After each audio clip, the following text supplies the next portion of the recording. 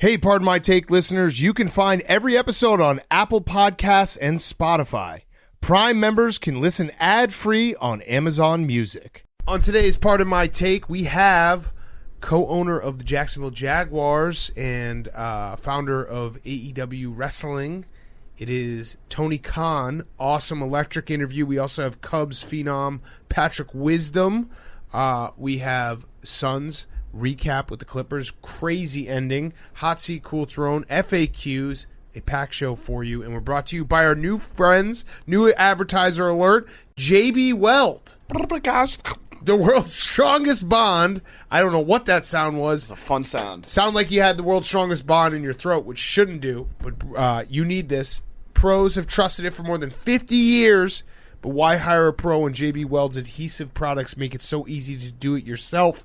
DIY projects, automotive repairs, plumbing, marine, and more for projects big and small, at home or in your garage. Use JB Weld. In fact, JB Weld products can be used on practically anything: metal, wood, plastics, glass, ceramics, and more. You need this. This is the do-it-all product, so keep it in your toolbox, your kitchen drawer, and even the back of your truck. What was that? Okay. And speaking of which, JB Weld just acquired Herculiner trucks. Talking about trucks. Herculiner, the original DIY truck bed liner. So if you're looking for the world's strongest truck bed liner, Herculiner has you covered there as well. Go be your strongest self. Use JB Weld, world's strongest bond. JB Weld available at jbweld.com, Walmart, Amazon, Home Depot, Lowe's, AutoZone, Advanced Auto Parts, Napa, O'Reilly's, O'Reilly's, Michaels, and more. JB Weld epoxy products are proudly made in the U.S. JB Weld, world's strongest bond. So, do it, buy it, tweet us at, same as the Coors, Mountains Are Blue. Yep. Tweet us your JB Weld bond. We'll retweet that World's shit. strongest bond. Let's go. All right. It's actually us and the AWLs. There you go. Second strongest bond. Yeah. What was that? Oh. Bros. Boom. World's strongest bond. Memes. You listening right now. All right. Okay. Let's go.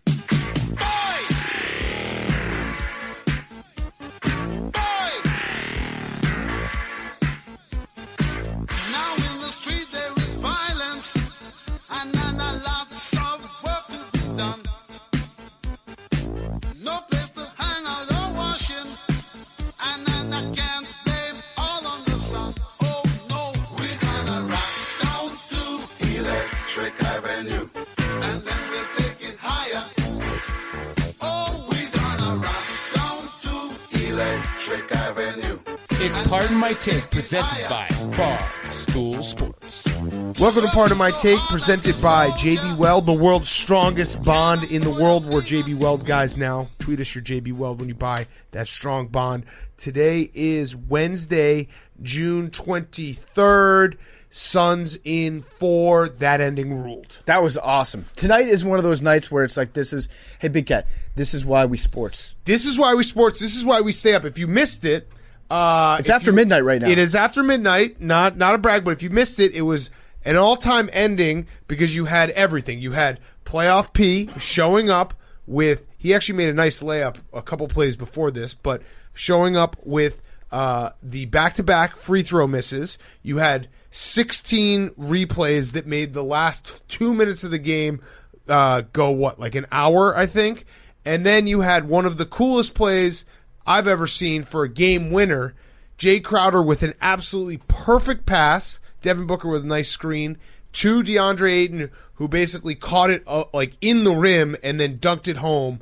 That's the play that you... Shout out to all of us that have ever watched the end of a basketball game that are like, they should just throw it up to the tallest guy and have him dunk it. It is the play. You say it all the time. You're like, wait, why don't they just do this play for the inbound? It's impossible to do. The Suns not only pulled it off, they pulled it off for a game winner with 0.7 seconds left. DeAndre Ayton, he's a fucking beast, man. He's like... DeAndre Ayton showing up to the whole Trae Young, Luka Doncic, that draft ruled discussion, being like, I rule too. I'm awesome on defense and offense. DeAndre Ayton, I don't think has ever missed a shot in the NBA. He just dunks the ball all the time. I think if you look back on these playoffs, I don't know if it's just a hot streak that he's been on, but he's got to be shooting like 90% from the field. It's insane. Figure it all out. He's just yamming it. He's just yamming on fools left and right. 70% in his last 10 games. That's pretty good. That's pretty good, considering I was obviously like exaggerating the 90%. 70% is insane. and he's just jamming on everybody. Playoff PP came back big time from the charity stripe. And although it's sad to watch, it's always nice when our stereotypes of certain players end up being true. It makes you feel smart. I feel bad for Playoff P in this circumstance just because he is like the Clippers right now. You know, Terrence Mann obviously on the Friday night game. What?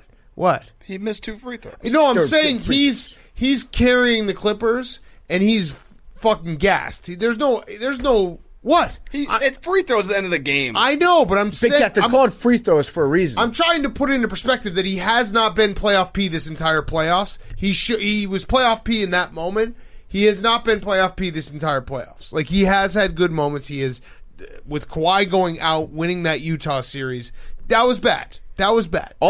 All the replay reviews got to be a little bit much, but fortunately we had Mark Jackson and Jeff Van Gundy just doing like freestyle open mic, like scat poetry, just letting all their thoughts hang out when Jeff Van Gundy was like, I understand that this is the correct call, but they shouldn't call it. It's like, no, that's exactly what happened. The ball was out of bounds on Devin Booker. Right. Change the rule, but if you're going to play by these rules, it went off his hand last. I think his theory was like, you can't, like, if you look at the play, it was Pat Beverly who caused the ball to go out of bounds. But then that takes you back. Like, you can go down a very slippery slope on that one when you're like, well, what actually caused things to happen? Now you're judging intents of basketball. So It's like, no, you call it based on who it last touched while it was in bounds. It's pretty simple. I think Mark Jackson and Jeff Van Gundy, I think the reason why they hate replays is that they know that if they have to talk like that without the game action going on, it's just the meter for America hating them goes up and up and up. Oh, no, I think they love it. I think they Jeff Van Gundy hates it. Mark Jackson loves having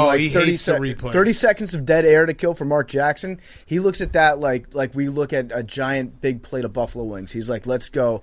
Now is Mark Jackson's time to shine. America is going to hear from MJ on this one. Jeff Van Gundy hates it. Probably not him. He openly hates it all the time. Mark Jackson loves having that open mic going. I have the stats. The final 2 minutes took 33 minutes. That's insane. To complete. And you know what? It is one of those like old man yells at cloud things to be like, man, all these replays, but it really is terrible. It really does ruin the flow of the game. We also had DeMarcus Cousins pushing Devin Booker, which just no one talked about. Yeah, so that should have been called, that should have been like a flagrant foul, right? I have no idea. Because as far as I know, and this is when we get to the whole time-space thing, but the buzzer had sounded for the end of the game, but they were going back to review the end of the game to see if there was any time left on the clock. So we were in a weird like limbo stage where the game was over, but it hadn't been restarted yet when the foul occurred. Right. So like then does that become a foul because the game technically wasn't over even though it was over? I'm not sure. I don't know the rules of that. Campaign should be shouted out because it was the Campaign legacy game. Mm-hmm. He basically kept the Suns in this. What did he end up with? I think he ended up 28? with 29. 29. What a fucking beast. I always knew it. And then also big shout out to Devin Booker. Anytime you got a blood game going on, you have to win a blood game. You can't let the nose be broken for nothing. Plugged up nose. It was great how like there was a woman in the front row wearing a Steve Nash with a bloody nose T-shirt. Mm-hmm.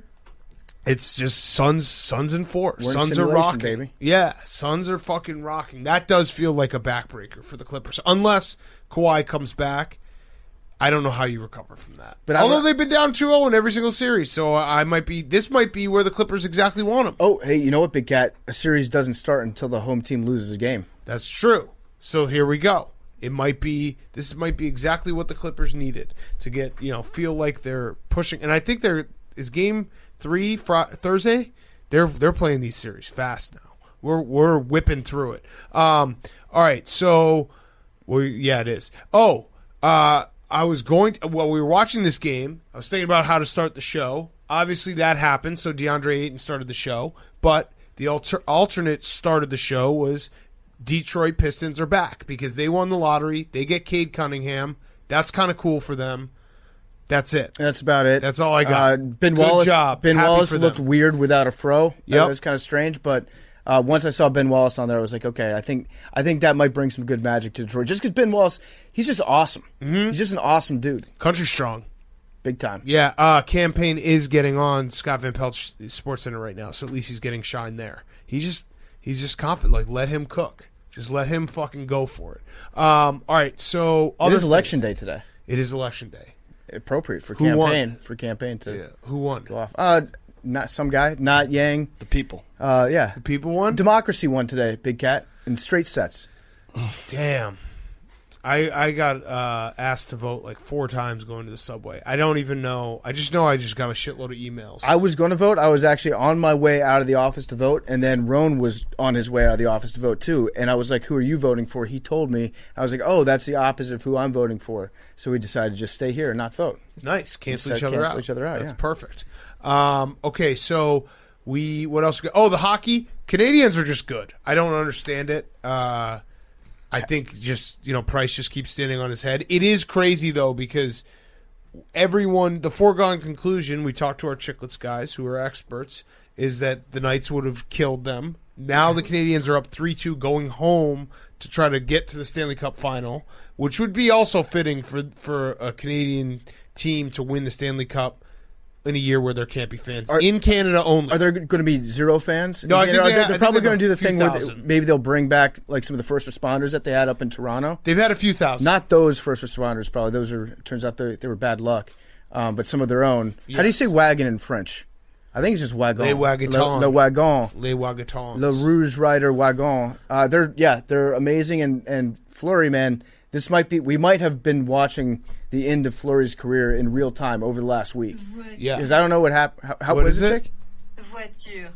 Voiture, that's car. Let's go with Les Wagons. Le wagon. Les Wagons. But yeah, Fleury, I think that might be the end of the road for him. They tried to give him this start, and they thought that he could bounce back, but I guess he got lit up again. Yep, and for the Islanders, good news for you. You lost 8-0 on Monday night, but help is on the way. Hank, PFT, and I are going to be in the Collie on Wednesday night. Mm-hmm. So we could see the greatest game of all time. We could see people ripping their chairs out of their seats, the seats out, carrying them out, crying. It's the whole gamut of emotions could happen on Wednesday night. My understanding is that since it's the last game that could be played at the Coliseum, if they end up losing, all the concessions that are there at the end of the game, they're free, right? They are free. They all no the hot longer. dogs. So all the hot dogs, the entire dessert cart, all Yep. the beers that they have left over, all the popcorn, you name it. I feel like we can just walk out with those. Yeah. Take down all the banners. Listen, it would be take the banners. But yeah, it'll be fun to be there. Hopefully, they won't lose 8-0. Yes, I That'd be nice. I agree with that. I hope they do not lose 8-0. It's almost impossible for them to lose 8-0. Actually, I would disagree. I would rather it be 9-0. More seats for us because people would probably leave early. Yeah, I was gonna say if it's 8-0, we're gonna beat the traffic. True. So yeah, 8-0, I'd be cool with. Either way. Like most dangerous lead in hockey. A 4-1 loss with an empty net goal would suck. Where it's like, oh, maybe they can come back. Yeah. That probably is the prediction. That's exactly what's going to happen. All right, the shutting other thing, down the old barn. Yep, shutting down the old barn. All right, the other thing, Carl Nassib made big news. First active NFL player to come out of the closet. Mm-hmm. Pretty big news. Actually, huge news. Yeah. I know there's a lot of people like, this isn't news. Yeah, it is. No, it was massive news, but also a shout out to Carl for like how almost understated and chill he was. His message was like, hey, what's up, guys? It's me, Carl. Just real quick, I want to say I'm gay. And that was like pretty much it. It's like how John Wayne would have come out of the closet. Yeah. Yeah, it was, it's a big moment. I know, not having, just the fact that people will, and I thought we're at a point now where, like, I didn't see a lot of negative stuff. I really didn't. No, I thought a lot of people were like, that's awesome. There cool. were a few comments about it. Actually, it speaks to something that Sig Ziglar has been saying for a while. He's the dude over at Outsports. He's been saying this for years, which is like the NFL's ready for it. The players, for the the vast majority, are going to be supportive when it does happen. Correct. It'll almost be like a joyous occasion. Yeah. When it does happen. And sure, you're going to have some fans that are probably going to like cross a few lines that are not going to react to it the best way. But for the most part, I mean, like more so during the regular season. Yeah. But I think for the most part, it was overwhelmingly supportive, which was cool to see. Yeah. And then even John Gruden. So like that was the question. It's like, what's old John going to say about this? And John was super supportive. John, I would imagine that. He said, I think what I learned a long time ago that what makes a man different makes him great. It's like, that's cool, John. Also, he needs every defensive player he can have. Right. So that does play into Yeah. it. I think maybe we should have like a recurring character on the show of just like extremely tolerant John Gruden. Yeah. Hey, man, tell me how you do that stuff, Carl. Like, can you explain it to me? I think that's awesome, man. I invented Grindr, dude. Ooh. I did, man. You had that one right, locked and loaded to go. I didn't want to tweet it out. Yeah, I know you definitely had that locked and Didn't loaded want to to go tweet. for the last day and a half. Didn't want to put that one on the internet, man. How do you guys decide who pays for dinner when you go out, man? Is That's this cool. one? Go ahead, keep going. No, I'm just rolling, man. This is open mic night. That's awesome. PFT is I love John this stuff. Gruden. Anything else? John, no, you have one more. No, I don't. I don't. But I do think that John Gruden is probably going to be like super over the top. Like any gay guy that John Gruden meets, he's going to be like, I got to introduce you to Carl, man. You love Carl. You guys would get along so well. Probably. I mean, it was very cool. The Trevor project that he donated to, I thought was like that was the other part of his video. Like he not only came out and was like, "Hey, I'm not trying to make this a big deal. This is just who I am," which is great, and everyone was accepting of it. But also the Trevor project, which I had no idea about, and I was like, "Holy shit!" I read about it. It's like I saw the stat that he posted. It was if there's a suicidal I'm gonna fuck this up.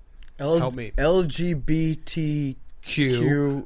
Like teenager or kid, suicidal. If they have one accepting adult in their life, it's a 40% chance less likely that they will, be suicidal, commit suicide. So it's really just if you're an adult, being accepting and finding a way to be that person that is like show that to people. Be like, hey, I'm happy for Carl Nassib. This is awesome. There's no negative to this. This is a great thing.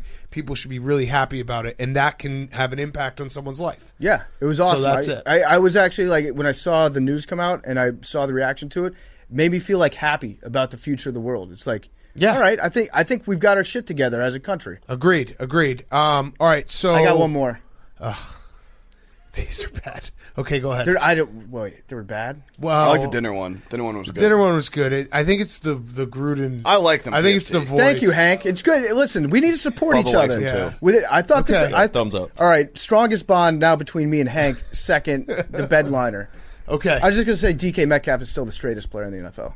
Wait, you want to do it in the Gruden voice? No, it's not. It's not a Gruden. Okay, got it. You didn't want to tweet any of these? No, buddy. No, they weren't bad. I just the accent, There was a And the time. puns. There was a time when Big Cat supported my John Gruden voice. Yeah, I guess It was a while ago. I don't know. I don't know. I don't.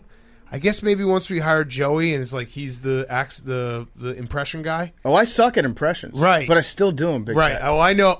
I'm the Jameis. I know you do. I'm the Jameis Winston of impressions. I When go you out whip out- there. give me a little Jerry Jones. It's pretty similar. I to know. John That's why I Gruden. want to give it How to do you think Jerry reacted to the news? Yeah, give me Jerry's reaction. Jerry was like, "Give me that boy Michael Sam on the phone. Let's get back on the roster. I ain't gonna let this some bitch take All my right, see, headlines that's from good. him." I like the off the cuff. That's good. The Jerry. Give me Greeny's reaction.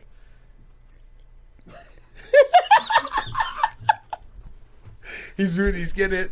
He's finding it. He's finding it. My wife. That's it. Oh my god. You think Sean McVay's jealous of John Gruden? For that, what? That John Gruden gets to be like Mr. Cool Coach now. Yeah, probably a little. He's like cold calling all his players, asking, "You got anything you want to tell me?" Yeah. Hey. Yeah. Who's he got on his team that he could be like, hey, come on? See, I don't want to even say because then you run into Yeah. No, you put me in that spot right there. the speculation police. Yeah. All right. But the bottom line is, you know what's great? As straight guys, Yeah. I want to preface by saying that we're able to joke about it. Yeah. So no idea if that was appropriate or not, but I think the general feel is that like good for Carl, and we're happy that we're able to Very happy. accept this and move forward as a society. It's an awesome thing. Yep. Nothing but happiness. All right. Okay. Let's go to Hot Seat Cool Throne. It is brought to you by our friends at Coors Seltzer. Summer is finally here, and Coors Seltzer is going to make our summers even better with their brand new limited edition flavor, Orange Cream Pop. Reminiscent of the summertime ice cream enjoyed on warm days, Coors Orange Cream Pop Hard seltzer is a nostalgic blend of orange and vanilla with a touch of sweetness to taste like orange cream soda. It's the perfect, refreshing treat for a hot summer day. It's 4.5% ABV and only 90 calories per 12 ounces and comes in a 12-pack. While you're drinking the new orange cream pop flavor, you're helping our mission to save the rivers. Every 12-pack sold refreshes 500 gallons of river water. The Coors Seltzer scoreboard is tracking how many gallons of river water we are saving all year long. We've saved more than 70,000 gallons of river water with a whole summer ahead of us. The goal is to restore 1 million gallons of river water. And tweet us your picture of Coors Seltzer with the hashtag #LetHankFish. For every pick, we count as one case added to the scoreboard, and Hank will go catch a fish in the East River. Get Coors Light and Coors Seltzer delivered straight to your door with Drizzly or Instacart, or go to CoorsSeltzer.com/take to see where you can purchase Rocky Mountain Refreshment now in a hard seltzer. Coors Brewing Company, Fort Worth, Texas. Celebrate responsibly. For every 12-pack sold through 12/31/2021, Coors will purchase services from Change the Course to restore 500 gallons of fresh river water. Max 5 billion gallons through 2021. Details at CoorsSeltzer.com. Okay, Hank, hot seat, cool throne, Henry. My hot seat is being that guy. Ooh. Oh, you're not that guy, Pat. You're not that guy, pal? Not that guy, pal. Pal. You're not that guy, pal.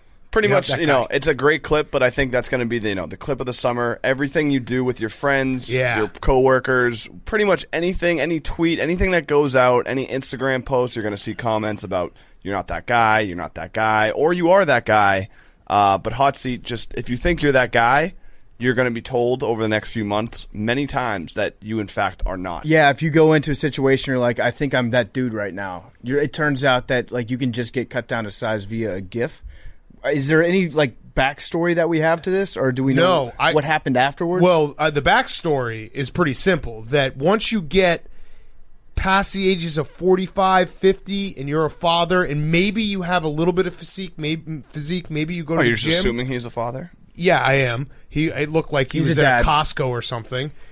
You have a strength that no one wants to fuck with. So that was such a classic. He was probably talking to a kid somewhere in the late teens, early 20s, and he just essentially put him right in his place where he's like, look, you think that you're hot shit, but you're not that guy, pal. And that would scare the fuck out of me if I were that 20-year-old kid. I would walk out of that place, the Costco, Sam's Club, and go and cry in my car, because there's something about that dad strength that is very intimidating. It's just anybody over the age of 50 that says something super confidently to you, you're inclined to just believe what they say. Their hands, that guy's hands are wrenches. Mm-hmm. That guy, he looked like, what's his name? Was it Coach Taylor from Friday Night Lights? He looked like his brother. He looked like, his alcoholic brother that had been out in the sun all day. And just telling you you're not that guy. Me watching it, I believed I wasn't that guy either. That's how far he reached through the computer. We'll put the audio clip in here just in case no one's seen it. Just for everyone's reference. seen it. If you could take Okay? 6 You're not feet. that guy, pal. Trust me. You're not that guy. Okay. Okay? And you? Absolutely. But, yeah. But that just that word guy, of warning, you're not going to be that guy after you hear this. What that guy did is it's an incredible skill that only select few of guys have, where you basically diffuse a fight. What is that beeping? You diffuse a fight and win a fight with a sentence. You diffuse a fight and win a fight with just saying something to the person that wants to maybe partake in a fight. What is that beeping? I think it's the Coors Light cooler. Or is that Billy's ankle monitor? Oh, yeah, shit. Are you not supposed to be here? No, dude, I did my month. Oh, okay. All right. You're not that guy, pal. Yeah, good hot seat, Hank. Thank you. And then my cool throne is Matt Stafford. Yeah. This quote, he is that guy. He is that guy. Yeah. According to Sean McVay, this is that time of year when these quotes happen where immediately after I saw it, I went, looked at the Barstool Sportsbook, looked at Matt Stafford's odd, and was like, this looks good. But Sean McVay was talking to Albert Breer, said, bro, this dude's a bad motherfucker. I'm rooting for Matt Stafford. Wait, keep going with the quote. Sorry. Whatever people say about him, as good as it can be, he's even better than advertised. It makes sense to him. The guy's ability to see the game, his ability to draw on his experiences, the feel that he has, it's pretty special and unique. And man, his feel for people, his authentic way of connecting with his teammates, his coaches, this guy, it's great being around him.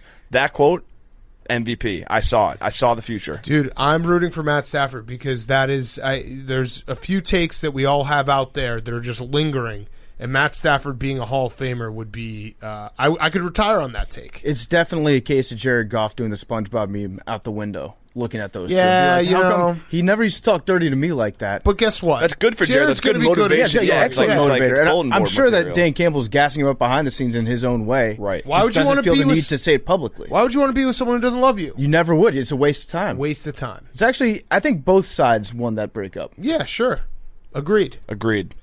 That's it. That's my hot seat and my cool throw. Nice, All right. Hank. Good job, Hank. Those are two solid choices. Appreciate it. You are that guy, gassing up the bros. Yeah. My hot seat. You're not that guy, pal. My hot seat is. I can't wait to be old dad where I'm just like, I'm so beaten down by everything that I will beat you up with my words. I think it's like Billy. I feel like Billy. I feel like Billy is what I think of when I think of like listeners now. And I just think of a group of him and his friends just being drunk and being like, "You're not that guy. No, you're not that guy, Pat." Like all day which long. is funny because they actually are not. None of them are that guy. Right. But so they're all correct when they say that to each other.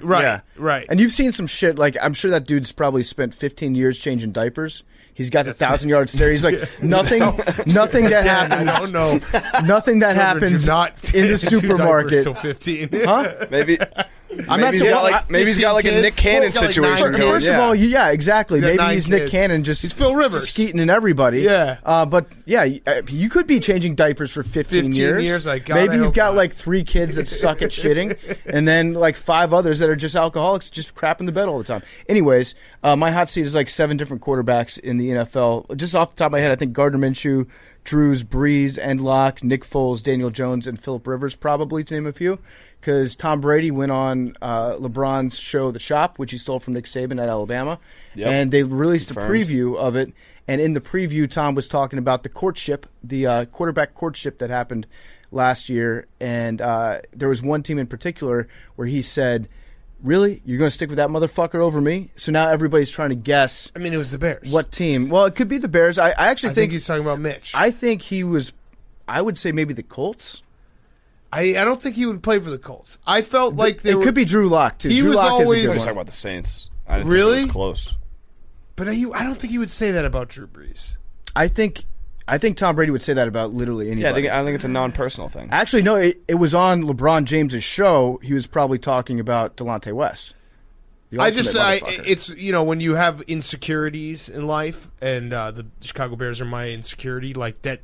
You just think everyone's talking about you, so you're like, "Oh fuck, that was definitely." I think towards the Bears. It's definitely like a Rorschach test. Whatever team you thought should have gone out to get Tom Brady last year, there are a bunch of fans of different franchises that are going to see this and be like, "Yeah, he's talking about us," because that's the effect Tom Brady has, and it turns out he was probably right that they wouldn't be sticking with that motherfucker. Yeah. Won a Super Bowl. Billy, what were you going to say? I think it was Garoppolo because he wanted to retire. Actually, no, you're right. Actually, that is who it is. No, I really do think that's who it is. That I forgot when I first saw the clip. I was like 49ers. And then I started getting in my feels and was like Bears. Well, sabermetrically, it's also most likely to be Phillip Rivers. He's probably fucked the most moms. But I don't think he ever would have gone to the Colts. That never felt like real. Yeah. But the 49ers and the Bears both were linked to him.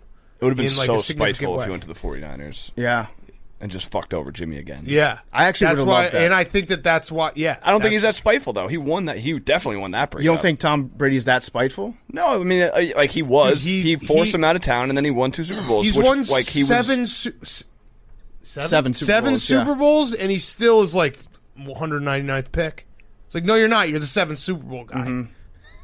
Yeah. It's a great motivator. It's credit to him. He's able to keep that. If I won 7 Super Bowls after being a 6th-round draft pick or 5th round, whatever it is, I think I would start to be like, you know what? I think I'm pretty good. I'm that dude. Yeah, I am that guy. And then my cool throne is the notion of amateurism dying in America because the Supreme Court put like an Alabama Notre Dame style beatdown on the NCAA, 9-0.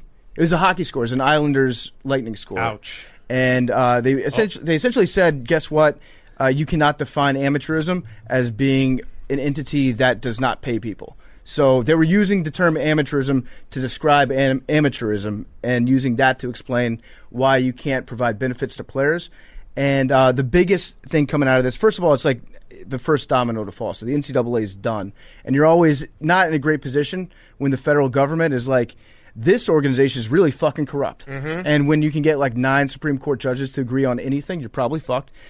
So it's like the first domino to fall. And one of the things that they ruled is that schools are allowed to provide as many education-related expenses as they want to players. So that includes free laptops and post-education paid internships. Damn, Cam Newton would still be a Florida Gator. The free laptop thing is interesting because you could, in theory, provide an athlete with like an entire dorm room filled with servers for them to mine cryptocurrency in that dorm room. Like LSU could be like, hey, we're going to build a new dorm called the Arch Manning Dormitory.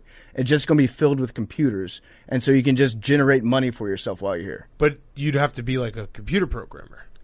The school could probably find a couple of computer programmers. So they would get the laptops. No. You would give them to Arch Manning. Got it.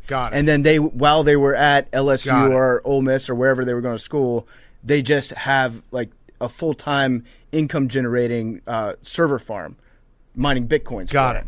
So that's going to be the new like Cash App or Venmo payments, I think, if I can see the future. Got it. Crypto mines at campuses for the college students. There's nothing right now, according to what the law says.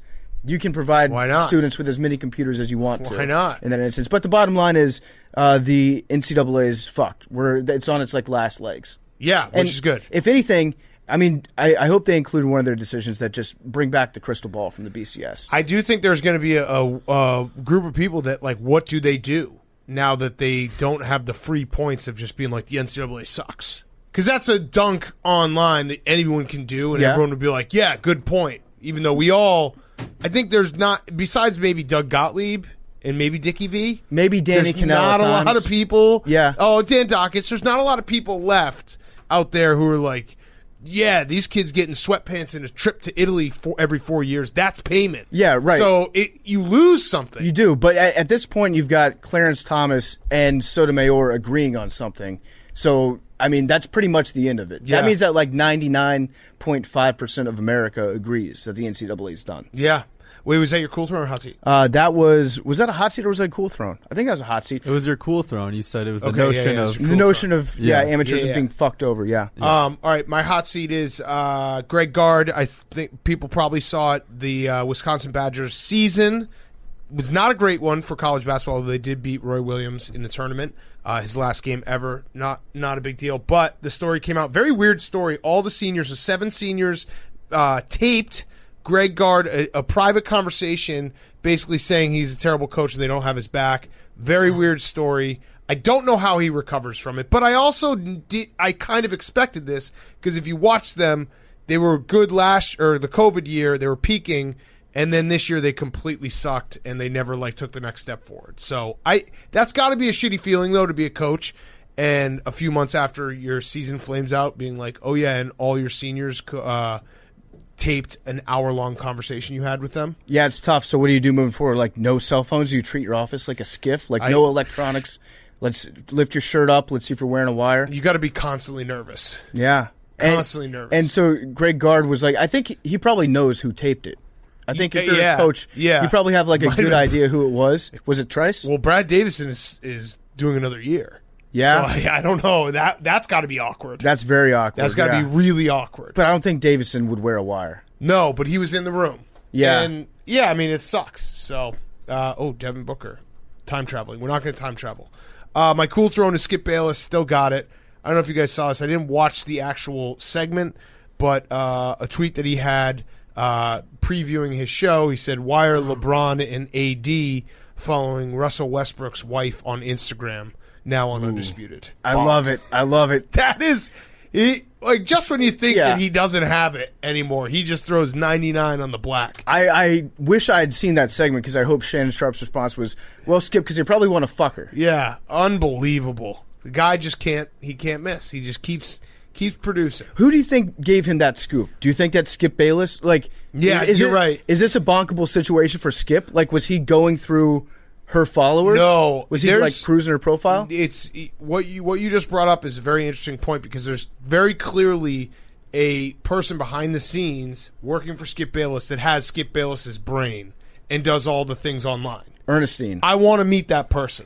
I feel like Ernestine is involved in like tech somehow. No, it's like an evil she has genius. A computer. If I had to guess, it's like a 24-year-old kid who's probably bald and like, let's just say fat because he can't be on camera. He's got the brain. He's got the speaking ability. He doesn't have the looks, and he just feeds Skip Bayless crap all day, and it just ends up on TV. Like his little private investigator for him. Yeah. Right. I mean, I want to meet that person. If we're being honest, anybody that's approximately that age in sports media should have a younger person do it. We're almost actually due for that. Unfortunately, we do have that person. Yeah. He's doing great. He's doing a great job. He's doing an awesome incredible job. He's doing incredible. Yeah, Big Cat, we should hire somebody that's younger, maybe around the age of like 22, 23, is familiar with TikTok, Instagram, and is able to feed us these hot takes about athletes that we wouldn't be able to get to. If there's anybody out there that fits that description, please let us know. We actually did. Is he listening right now? Memes? Shout out Memes. If you've seen him, we've retweeted him a bunch. He's very, very funny. PMT Memes on Twitter. He is now part of the crew. Yep. Thanks to ZipRecruiter. He lived the dream. He actually lived the dream. And people always like, how can I get hired? How can I find a job, at Barstool? It's basically working and showing that you have something and never like giving up on it, and that's what he did. He basically roasted all of us enough to the point where we were like, okay, it's very funny. I think I like this guy. And we have a guy named Memes now, which is fucking awesome. And I like him a lot. Not saying I like him any more than anyone else, but I like him a lot. Me too. Jake, your hot seat cool throat. Before that, I will say Billy, this is when you should take notes and like have comebacks for us at the end of the show. We were talking about you. Right. You got this. You got it. All right, but you got Do you have a pen? Right. Oh, yeah, okay. All right. Good. Good job, Billy. I was at a friend's house this weekend, and they had a microwave at Skip Bayless level. Oh, really? First time I've seen it in person. Did you? My parents are remodeling their kitchen, and they're like, we're going to get a microwave down there. And I was like, a Skip Bayless microwave? And they're like, what do you mean? And I didn't even bother to explain it to them, but I was like, I don't know about that. What's the purpose for? Did you ask them what they use it for? Apparently that's the new thing. That's like the trendy. In case you got to heat up your piss really fast. I actually just realized, I've been living in my place for a year now. I don't have Skip Bayless. It's not dick level. It's like shin level. Yeah, wow. That's like low. So it's not full Skip Bayless. It's like knee level. It's very annoying. I mean that is something. Well, you're a tall guy though too. Skip's not. Yeah, it's something that if you were having a few beers when you're like 22 years old and you walk into any room that has a drawer at crotch level, like that thing's getting peed in at some point. There should be like an age limit. Like you have to be over the age of 26 before you're responsible enough to have really anything in your home that pulls out at your dick's level. But I think that Hank is right. I think this is just how they do it now. Trend. Yeah, because it is like it's annoying and it's very annoying, but it also clean design. Like, if you just have a big microwave sitting on your countertop, it doesn't look good. So they just stash it away. Build it into the... Where I break my back. Yeah. And also, I'm pretty sure... Can you get, radiation through the microwave? Yeah, so I was always told don't stand in front of a My microwave son while stands it's in front cooking. of it, it's literally his head level. Superpowers. Yeah. All right. Hot seat is Bryson DeChambeau and Aaron Rodgers because Brady posted some putts today. He looks ready. Him and Phil. We're obviously rooting for them. Yeah, they're those guys. Duh. And a lot of people are saying that the second putt that Brady hit didn't actually go in and it was edited. I think it absolutely went totally in. edited. It definitely went in. What did you actually just ask us if we're rooting for? No, I didn't ask. I just meant No, but you're like we're rooting for them, right? Like no, I didn't say Aaron right. Rodgers and Bryson DeChambeau. I literally tweeted this morning, Team Phil and like Hitler and Tom. Osama bin Laden are PMT. playing him, and I'm probably low key being like, these other guys. That's some comparison. Osama's there. fucking It's just golf, yeah. He's pretty big. He's tall. He can fucking drive it a real long way. It's actually what you're going through right now is exactly been a what the hooper. U.S. went through in the late '80s. So you're supporting bin Laden because he's taken out Hussein at the time. Whatever. You just put my two biggest enemies together. Yeah. I don't care who's playing against them. Yeah. And then cool throne is Robert Griffin III. So ESPN and Fox are in a bidding war for him as an analyst. Whoa. So it looks like he found his future career. Good for him. How did that start? How do we not get in that? Wait, but also who? This seems a bidding war. This seems like something that might have been leaked straight from the camp of Robert Griffin III. I was going to say because there's another anonymous quote out there that it said he's the next coming of Tony Romo. Yeah, and so we got to get in on that. You know what? It's probably his dad. Whatever happened to you going to like his fantasy camp? It's probably RG Jr. or second. Or Greta. Greta is probably all over this. What do you This doesn't pass. This doesn't pass the "Do I have a brain in my skull?" test. Yeah. Just straight up, Good it for doesn't. him, though. That he's able to get people like you to say there's a bidding war. I mean, if Pro Football Talk and the New York Post are saying They'll publish it's pretty anything. credible. Anything. Yeah. Florio, come on, be better. Especially this time of year.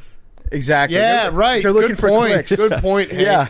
No, I don't think there's a bidding war going on for RG3 services as much as I would like. And by the way, his fantasy game. This is the headline. Like we just said that back to you. Do you hear? Do you hear it now? Crazy. You hear it, right? Yeah. I actually thought that RG3 would be lucky. I thought what he was going for this whole summer. He is desperately looking for a job to be an Olympic commentator. So he's releasing all these videos of him like doing hurdles and stuff out on track, just reminding people that he was an elite level sprinter and hurdler. The Olympics are coming up. I thought he would get lucky if Bleacher Report was like, "Hey, can you zoom in once a week to talk to us about hurdling?" Yeah. I thought but no, you're right. No, he's got a bidding war. Well, I heard that the quote I heard is- that Chris Collinsworth is getting squeezed out. Oh, The just quote saying is- it back out loud is so The fucking executives funny. were, quote, blown away by his audition. Yeah, he did All right, an amazing maybe. audition. I mean, Who if it was knows? We're anything rooting like for his him. combine performance, Yeah. like the guy, he shows up in practice for sure.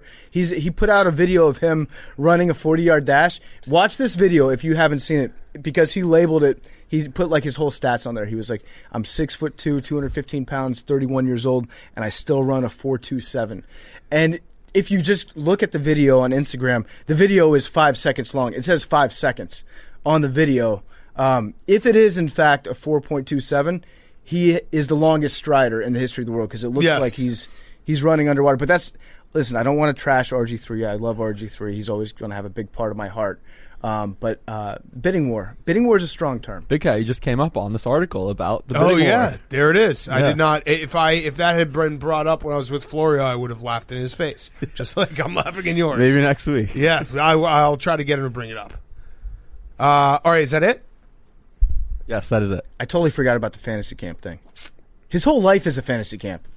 You save it for the end, Billy. We save it for the end. You got your hot seat, cool throne in the recap. Cool. It's been 1 week. You're doing great, though, Billy. You're doing great. You're that guy right now. You're doing awesome. Oh, baseball.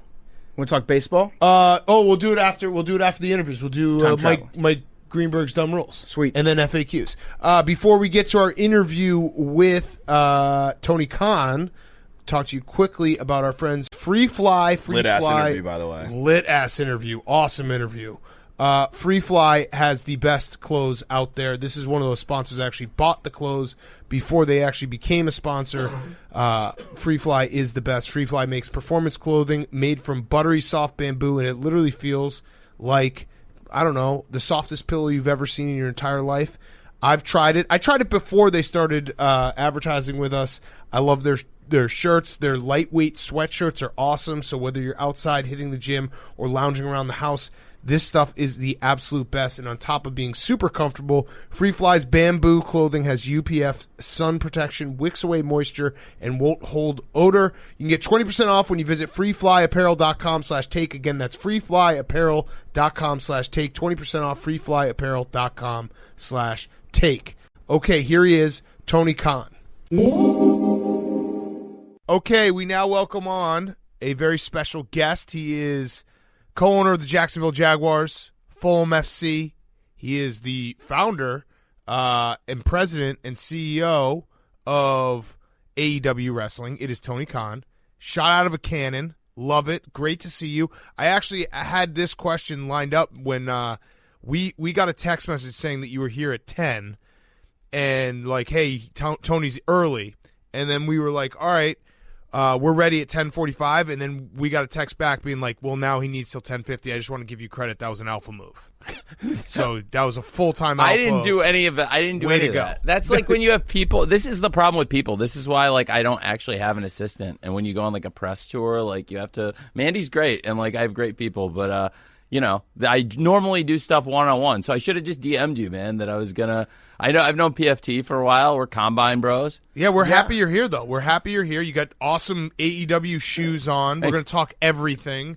You want to start with AEW? I'd love to. Thanks. Okay. Thanks for having me on. This is dope. Yes. Your office is sick. Yes, it is. Do you really think it's sick? Yeah, I love it, dude. Really? Well, have you Even this seen room? like my pile and shit? This is sick. Your pile is great. The weight bench is dope. I don't know about that. What do you think about that couch? That couch is actually broken. I think it's good, man. I think I'm comfortable. Okay, as long as you're comfortable, but like I'm honestly like I'm always interested to know when people come into this room, like what their real impression is. Are they like, I'm gonna pretend like I'm cool in this environment? Are they like, I'm actually comfortable in this mess? Because me and Big Cat, we're like pigs. We're comfortable in messes. It feels like I'm home. All right, I like that. The nice thing about this office is like I can keep my home clean. I don't actually keep it clean myself, but my office can be like my life, like in college. You know what I mean? Yeah. Like this is Keeps you young. This room is gross all the time. Yeah, man. If you sub some of the subs like Lenny Dykstra for Sammy Sosa, this could easily be my room in college. No, he's our financial advisor, so it's important to have. So, just so you know, we come strapped. I know that you probably have done okay with your money, but Lenny, he's 600-0 in his stock picks. No, one. one. Sorry, he got one Let's wrong. Keep him humble. He got one wrong, and he hasn't been to jail in 3 years. Yes. So if you're looking to put your money with somebody, you could do worse than nails. Yeah, it's true. You could go with Pete Rose. Yeah, right. All right, so let's talk AEW wrestling. So I'm a huge wrestling fan. I guess the first question I have is, what made you think that you could take on the big guys? Because it's been tried before, and it hasn't worked out. But like, I love this because I think the best thing for wrestling is competition, and giving the audience more than one thing to watch is always great. So what made you think like, hey, you know what?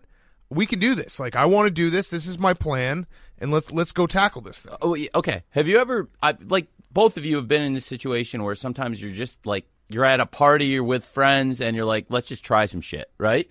And that was what happened. I was at a party with some friends in Beverly Hills, and I saw my friend who was a president of TNT and TBS, and it all just kind of clicked. Like, it's probably something I'd thought about a million times, but I'd never until you get in the moment. And I went up to him and I said, Kev, are you looking at bidding on the WWE TV rights? And he said, yes, I am. And he said, I'm not looking at bidding on both packages. I'm looking at bidding on one of them. And I said, oh, knowing that's, of course, SmackDown. And he said it's going to go for probably over 150, and it ended up going for $205 million annually to Fox. But they were in on the bidding at least initially on the initial wave. And I said, Kev, that's interesting, but have you ever considered, maybe we could do this? And he was like, what do you mean? And I said, well, the company that you operate, owned and operated 20 years ago today, which was true the day I said it, the number one wrestling company in the world. And he said, really? And I said, have you ever heard of WCW? He had not.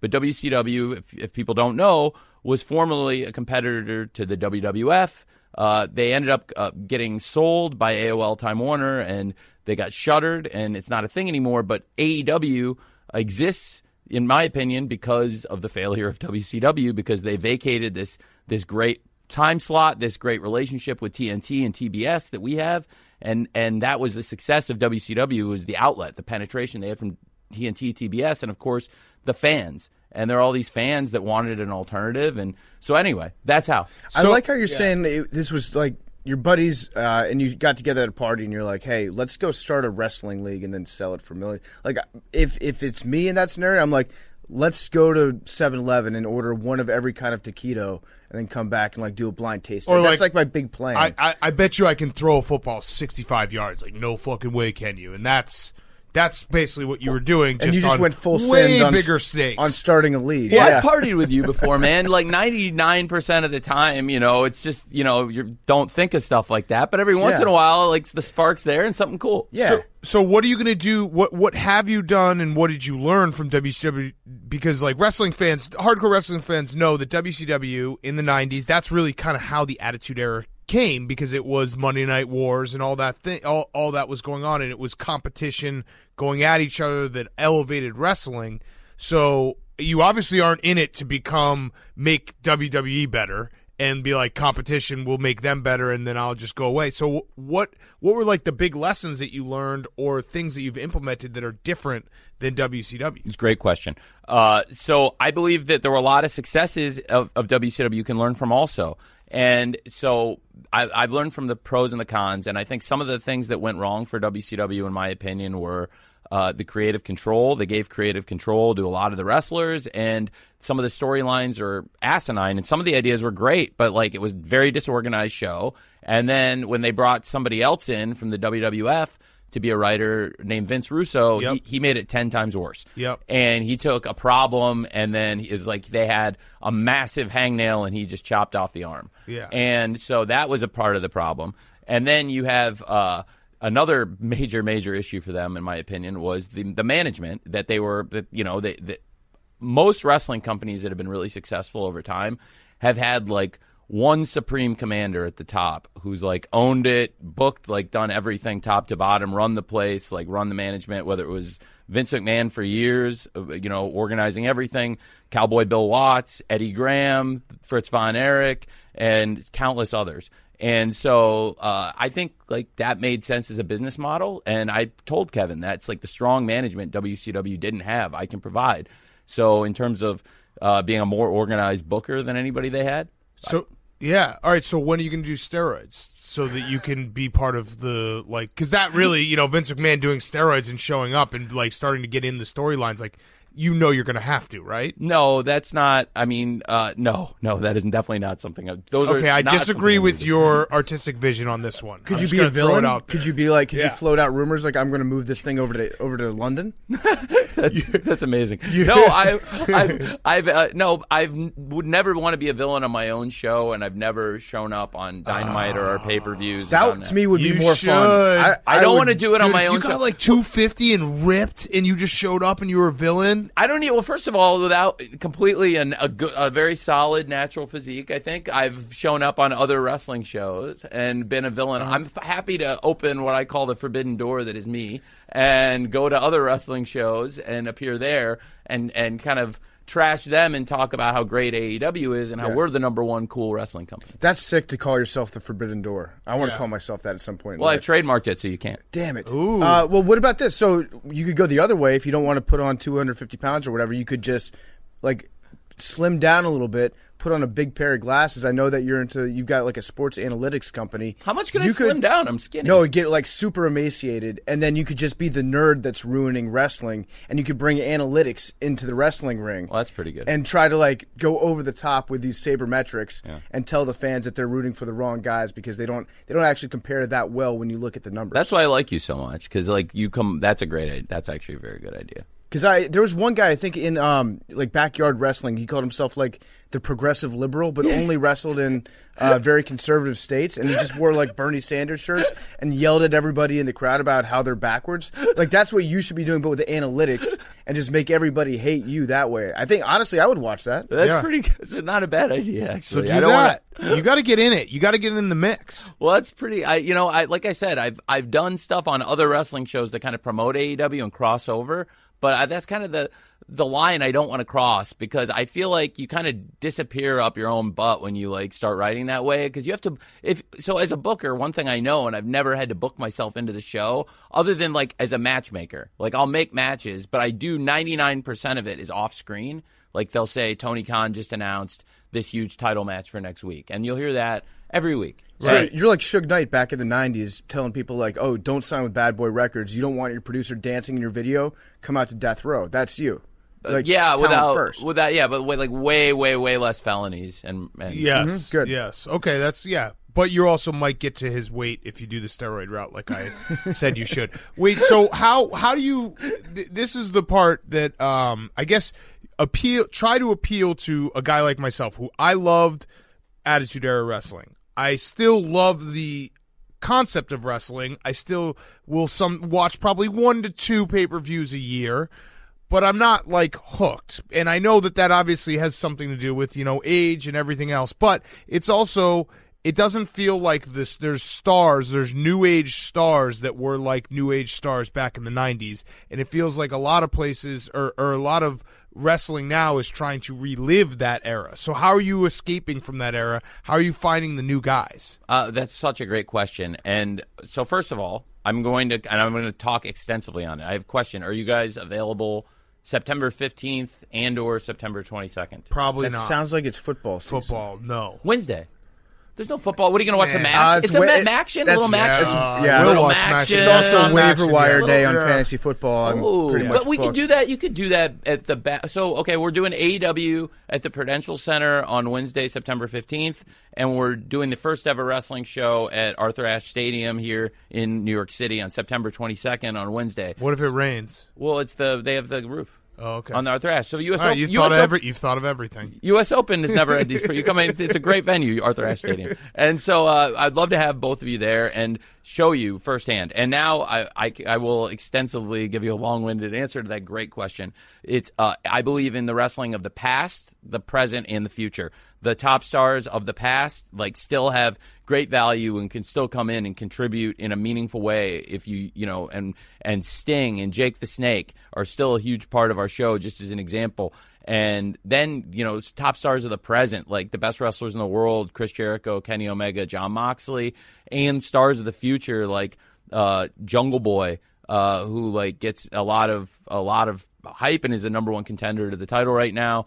And MJF, I don't know if you guys are familiar with him, but he's one of the top young wrestlers in the world at 24. Dr. Britt Baker, our women's champion, who's one of the best acts in wrestling, is legit dentist, legit doctor. You guys would love her. She'd be a great person to come hang out because she's a huge football person, too. She's a Penn State grad and went to dental school at Pitt. She's dope. She's a Steelers fan, which I don't like. And we have this great roster of really young talent that is some of them became viral wrestling stars before AEW, and they're being pushed in a meaningful way. So it's not like I said, the past, the present, and the future all in one, and then trying to keep it into a fun, organized show that delivers good wrestling every single Wednesday. So is AEW, is that your main job? If you were to say your full-time job is running AEW, or how much time do you split between that and handling Jaguar stuff? Dude, I work. All I do is work. I don't have. I Jaguar, and it totally depends on the season. Between on a Wednesday night during the AEW, absolutely. But I split my time in a pretty crazy way, and I work a lot of 20-hour days and do crazy stuff, and work a lot of 90 plus. I mean, who am I kidding? A lot more than 90 hours, a lot of weeks between the three things, and it just depends on where we're at in the season, and where we're at in NFL season, where we're at with English football season, and of course where AEW is. So it changes day to day. But I mean, do you ever just wake up and you're like, this feels like a football day? I'm gonna do football stuff. No, today. It's crazy, dude. Yeah, yeah. It's but it's also hard to switch sometimes. I get so the draft, especially Saturday, because I'm I am a big person on Saturday in the NFL draft. I will tell you that because I believe in the undrafted free agency, and that is the thing. That is my Christmas in the NFL is the last day of the draft. I love signing undrafted free agents. Over half our secondary are players that I signed as undrafted free agents. I get on the phone, I chase guys, and you've got right now, I take a lot of pride in it. Trey Herndon is going to come in and compete at nickel for us, and he's a guy from Vanderbilt. I called, and scouts had nothing on him, at the time, and I got him for a very small signing bonus, and he took a chance, and now he's an important player for us. Jared Wilson, who made plays for us in the AFC playoff and been our starting free safety out of Michigan, is another guy who came out on a really small guarantee and signed James Robinson out of Illinois State, Corey Grant. Corey Grant out of Auburn, who did really well against the Patriots in the playoffs and then had a career-ending injury. He's a great running back. I've done a lot of players out of the secondary and a lot of running backs. Mike Hilton is a guy. Gus cut Mike Hilton. Mike Hilton went on to be a very good player. I got him for $5,000. Going to get back to Tony Khan in a second, but before we do, Norton 360 with LifeLock would like a word. It feels like everything that we do online comes with some sort of risk. If you're buying a pair of socks online, it might sound simple enough, but then the online store wants as much personal information from you as possible. What does your credit score, your eye color, your blood type, your mother's maiden name, or social security number have to do with buying socks? No one wants to be unsafe online, but every time you give up info and privacy, you might give up a little bit of your safety too. Norton 360 with LifeLock helps keep your digital life safer. You get a device security, you get a VPN to keep your Wi-Fi activity private, you get identity theft protection all in one. No one can prevent all cybercrime or identity theft or monitor all transactions at all businesses, but you can choose to be safer online. You just opt into cyber safety with Norton 360 with LifeLock.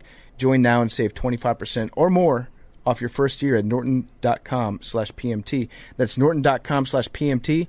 Save 25%. And now, more Tony Khan. Why, if we're talking Jaguars, let's talk this real quick. What's your problem? Why don't you like Blake Bortles?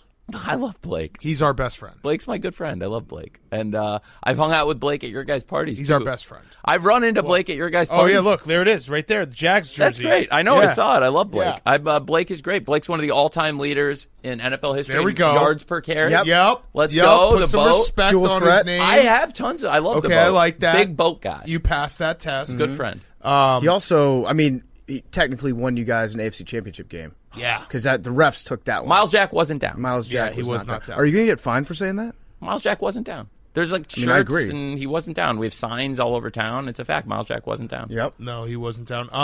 What's up with the pool? We've swam in the pool. It's great.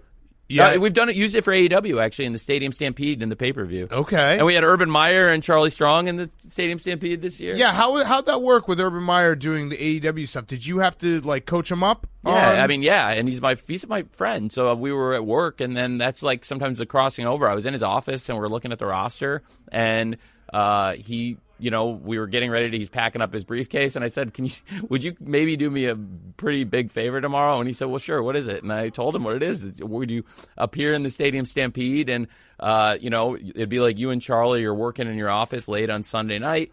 And Charlie's a huge wrestling fan, so he's going to get a huge kick out of this, man. And then two of the top wrestlers, Chris Jericho and MJF, are going to brawl through your office while you're working and be like, what the hell? And we'll just improv a great scene. And he was like, yeah, sure, man. And he came in. Urban's the best, man. And Urban and Charlie were happy to do it. So it was a fun crossing over to the two things. It's the second Stadium Stampede we've done, and it was great. I'm gonna be respectful. I have said some things about Urban Meyer. I'm not gonna say them in front of you because I think that would be disrespectful. Urban's great, man. Yeah. Agree to disagree, but that's respect. That's just respect. Why don't you like Urban? Well, we don't want to do this. Tony. Okay, no, I don't. Apparently, I don't want to do this. I think Urban's. I don't want to. Maybe I don't. I love him. I'll just say, Big Cat said that he's not going to say it. Yeah. I would what? not press You know any what? further on that. I'm going to fucking say it. Instead of pressing you, let me have one. Can I take a parting shot and we'll walk away? Which is this. It's good. I don't know, and I think Tony. it's a good one because I know him really well now, and I didn't know him at all. And people get a reputation in life sometimes, and it's not really fair. Mm-hmm. And he's changed my life, and he's really an awesome person. He's changed my life in the 6 months I've known him, or whatever it is, 5 months. And he, the way he motivates people, and I know you're not going to want to hear it if you don't like him, but if you get to know him, there is something about him, and you wonder, why has this guy been so successful? He's one of the most successful coaches ever. I think he's a fantastic coach. But as a person, I'm just saying, if he came in here and you worked with him, you'd love him. I don't think we would like him. Yeah, he'd probably have much. my back if anything bad happened. He would have your back on anything. If he worked here, yeah. If you worked with Urban, you would love him. Mm-hmm. So does he actually think that he's in the military? No, he's great. Because he puts up these signs. I remember being at Ohio State. He's got signs up that says you are a United States soldier. I spent 3 years working with. God bless him. He's a great man, and I love him. I spent 3 years working with Tom. It was way more like the military when Tom was there. That's a good point. What was that like? Did you have to ask him if it was okay if you used the bathroom, or is that just players? Tom's also a very misunderstood great person, and I really enjoyed him. He's been so successful, great coach, great man. But it was a lot more, like I said, that military theme was probably more prevalent with Tom than with Urban. Okay, so I'm actually interested because he just started working there. Urban, you have a new relationship. You're technically his boss. How far into the relationship? My dad's Urban's boss. Okay. My dad and Urban have a great relationship. I work with Urban. My dad's Urban's boss. All right, so how does that work, though, in terms of being a new head coach? As an owner, are you you see him come in and you're 9:15 this morning. Interesting. Not at all, no. And I'm not known for being the morning. I work these crazy hours, but I work through the night all night. And so, and Urban's a more early morning guy. In fact, it's gone the other way where I've pulled the all-nighter and Urban's coming in. So it's he's great. Did you ever have the discussion with him when you were drafting Trevor Lawrence that a long-haired quarterback has never won a Super Bowl? That's Good question. no. I mean, that's the Why not? Why, You're the analytics guy. You should have thought of what, that. you don't? Did Are you you spreadsheet biased? this? Are you biased? Are you a self-hating, long-haired guy? No, I'm honestly just somebody that understands the history of football. And so you look back throughout every quarterback that's won a Super Bowl, you notice trends. I'll put it this way. I would never draft me to play quarterback for my team in the NFL.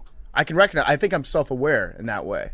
What if you just got a haircut to play quarterback? Yeah, in the good. NFL? Yeah. John Unitas, First like overall. haircut. You can set your watch. Yeah. Exactly. But, I mean, you can look at the analytics and be like, okay, the average hair length of every quarterback is usually somewhere between half an inch and 1.5 inches. And there's actually, like, something to the fact that you can get tackled by your hair, too. It's easier to sack a quarterback with long hair. I'm just curious if those conversations took place behind the scenes. No, they didn't. What about, did you guys have any, was there ever a second where you're like, maybe we won't take Trevor Lawrence? That's a great question. I mean, you just did the work. Our GM Trent went through. You did it like every player, without reputation, go through. And Trent and Urban and everybody went through all the quarterbacks and gave everybody a fair shake. I'm going to say something nice about Urban Meyer. I thought it was an awesome move that he hired Trent Baalke because Jim Harbaugh hates Trent Baalke, and that was just sticking it to him a little more. Well, Trent had been with us for about a year before. And Okay, was the interim. so then I strike that from the record. He was the interim because he did want to work with him though because they didn't know each other coming in and they built a great relationship. Very good GM. He's great. Yeah. Yes. He had been our interim GM and then we were hiring at the same time both jobs. Trent's great too. Have you got a chance to talk to Tim Tebow yet? Yeah, of course. What's he like? Great guy. What's he like? He's a really nice guy.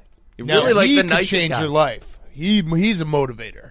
They both are. Yeah. They really both are, and they're both really special people. Absolutely. Have you got to see him play tight end yet? Yeah. How's he looking? He's good. He caught a pass and he's really looking pretty lit. It's a lot of reps in training camp. I would say this. He's for somebody coming in and playing the position after being off that long, you'd be shocked he's been out that long. Are you concerned that he's going to be too much of an alpha for Trevor Lawrence? So he's going to come in. I don't know if you saw the video clip, but on his first day at training camp, he was walking next to him, pats him hard on the back, grabs his hand, shakes it, pulls his hand over. Clearly, like body language, mentally, physically, alpha is Trevor Lawrence. Is that going to be an issue? Because you want your quarterback to be the guy. We have an alpha quarterback. Trevor's the man. Gardner Minshew. Oh, Gardner's great too. Yeah, Gardner's a great guy. It's having a lot of alpha energy, I think, is a good thing. And Trevor's the ultimate alpha, and so we have a great room, great bunch of, really great bunch of people. And Tim in the tight end room is adding something, I think. So it'll be really interesting. And but Trevor's doing great. We had our last full day of minicamp was yesterday, and Trevor tore it up, dude. Tore it up. Yeah.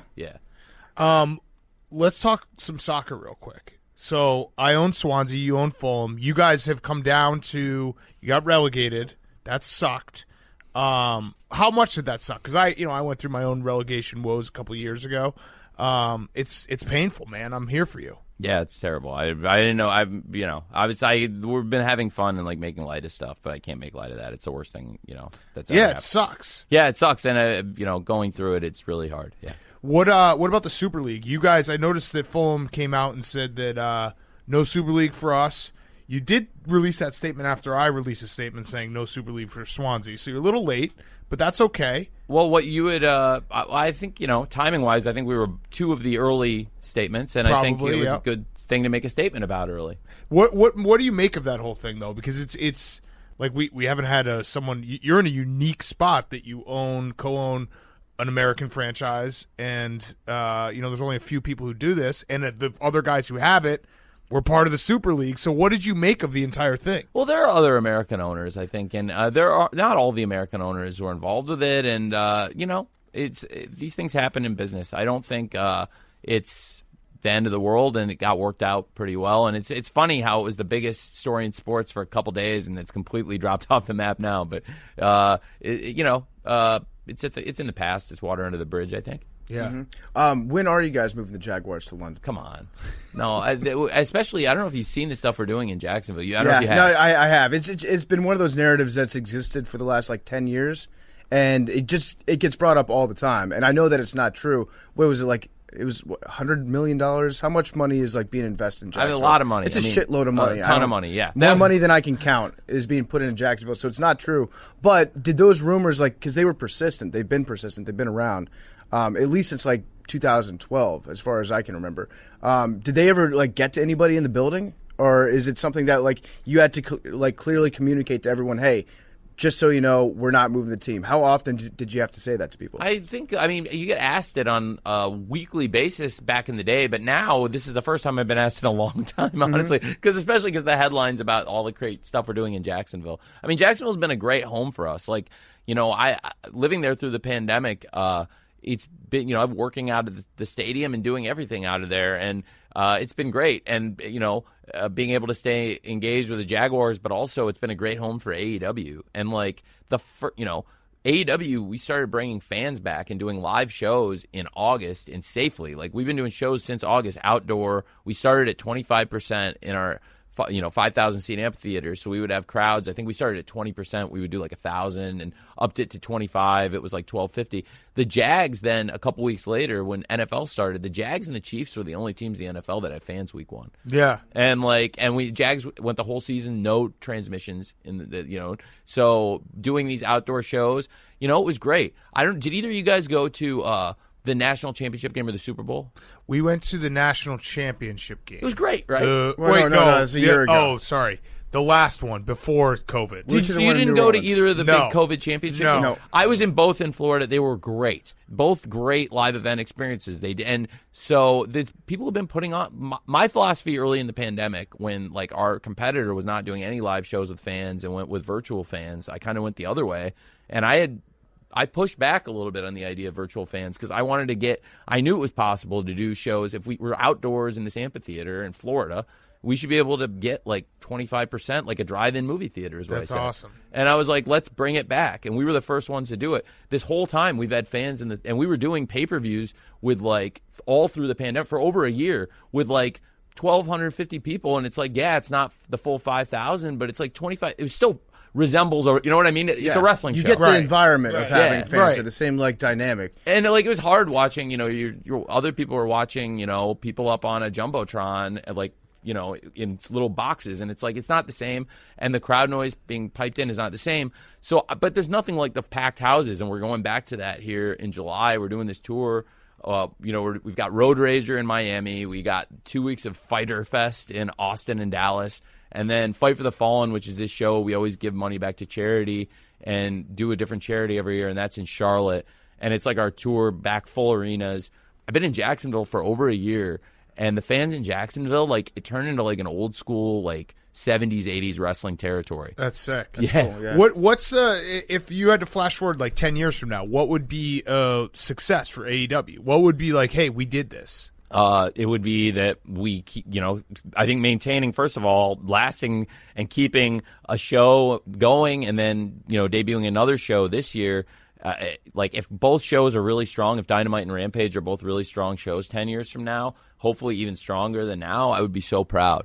Are you worried, though, a little bit that, like, the best pay-per-view names have already been taken? I have the best by me. I have the best pay-per-view of that. We don't, because I don't do 76 pay-per-views. So I have four big pay-per-views instead of, like, you know, 29. So there's quarterly, like the big four. Yeah, right. So we have Memorial Day weekend. We do Double or Nothing, which we just had. Okay, I like it. It's going like Vegas, it. MGM Grand, sold it out, fastest sellout in Vegas wrestling history. Double or Nothing, good. Double or Nothing, okay. Vegas themed. We just had to do it in Jacksonville, but we still with the big poker chips and stuff. And it was first wrestling pay-per-view packed house that since, you know, the light at the end of the tunnel of the pandemic. Yeah. And it was so sick. We just had it Memorial Day weekend. And then you'll appreciate this, dude. Every Labor Day weekend, we do a show in Hoffman Estates around Schaumburg at what the now arena used to be the Sears Center. Yeah, where the Sky used to play. Yeah. Yep, we do that and that's actually no, that's where the Bulls play, the G League Bulls. The G League Bulls play there. Yeah, that's yes. Yes, that is where they play. Yeah. And there's other stuff out there too. But anyway, it used to be called the Sears Center, now it's called, I think, the Now Arena. And so we do like we're doing a fan fest and a pay-per-view there. It's called All Out. All Out. All Okay. Out. All All right. Out. I'm There's going lots you can Double do or with it. Nothing 1, All Out 2 just right now. They kind of sound like No Fear shirts from back in the 90s. I like that. Fear tastes like chicken. Well, I think you're gonna like the next one, which is then in like November. I do this one. I'm doing on a Saturday because like why in November? I'm not gonna go up against Sunday Night Football. I'm not crazy against my own product. Smart. Head to head with my own product. No, Well, the not Jaguars nuts. will probably be flexed out of that. Well, I think we'll be doing so. I think we could be. We'll see I'm kidding, but we are jagging off. We love the Jaguars. Yes, we do. But we also miss dearly the Thursday night games against the Titans.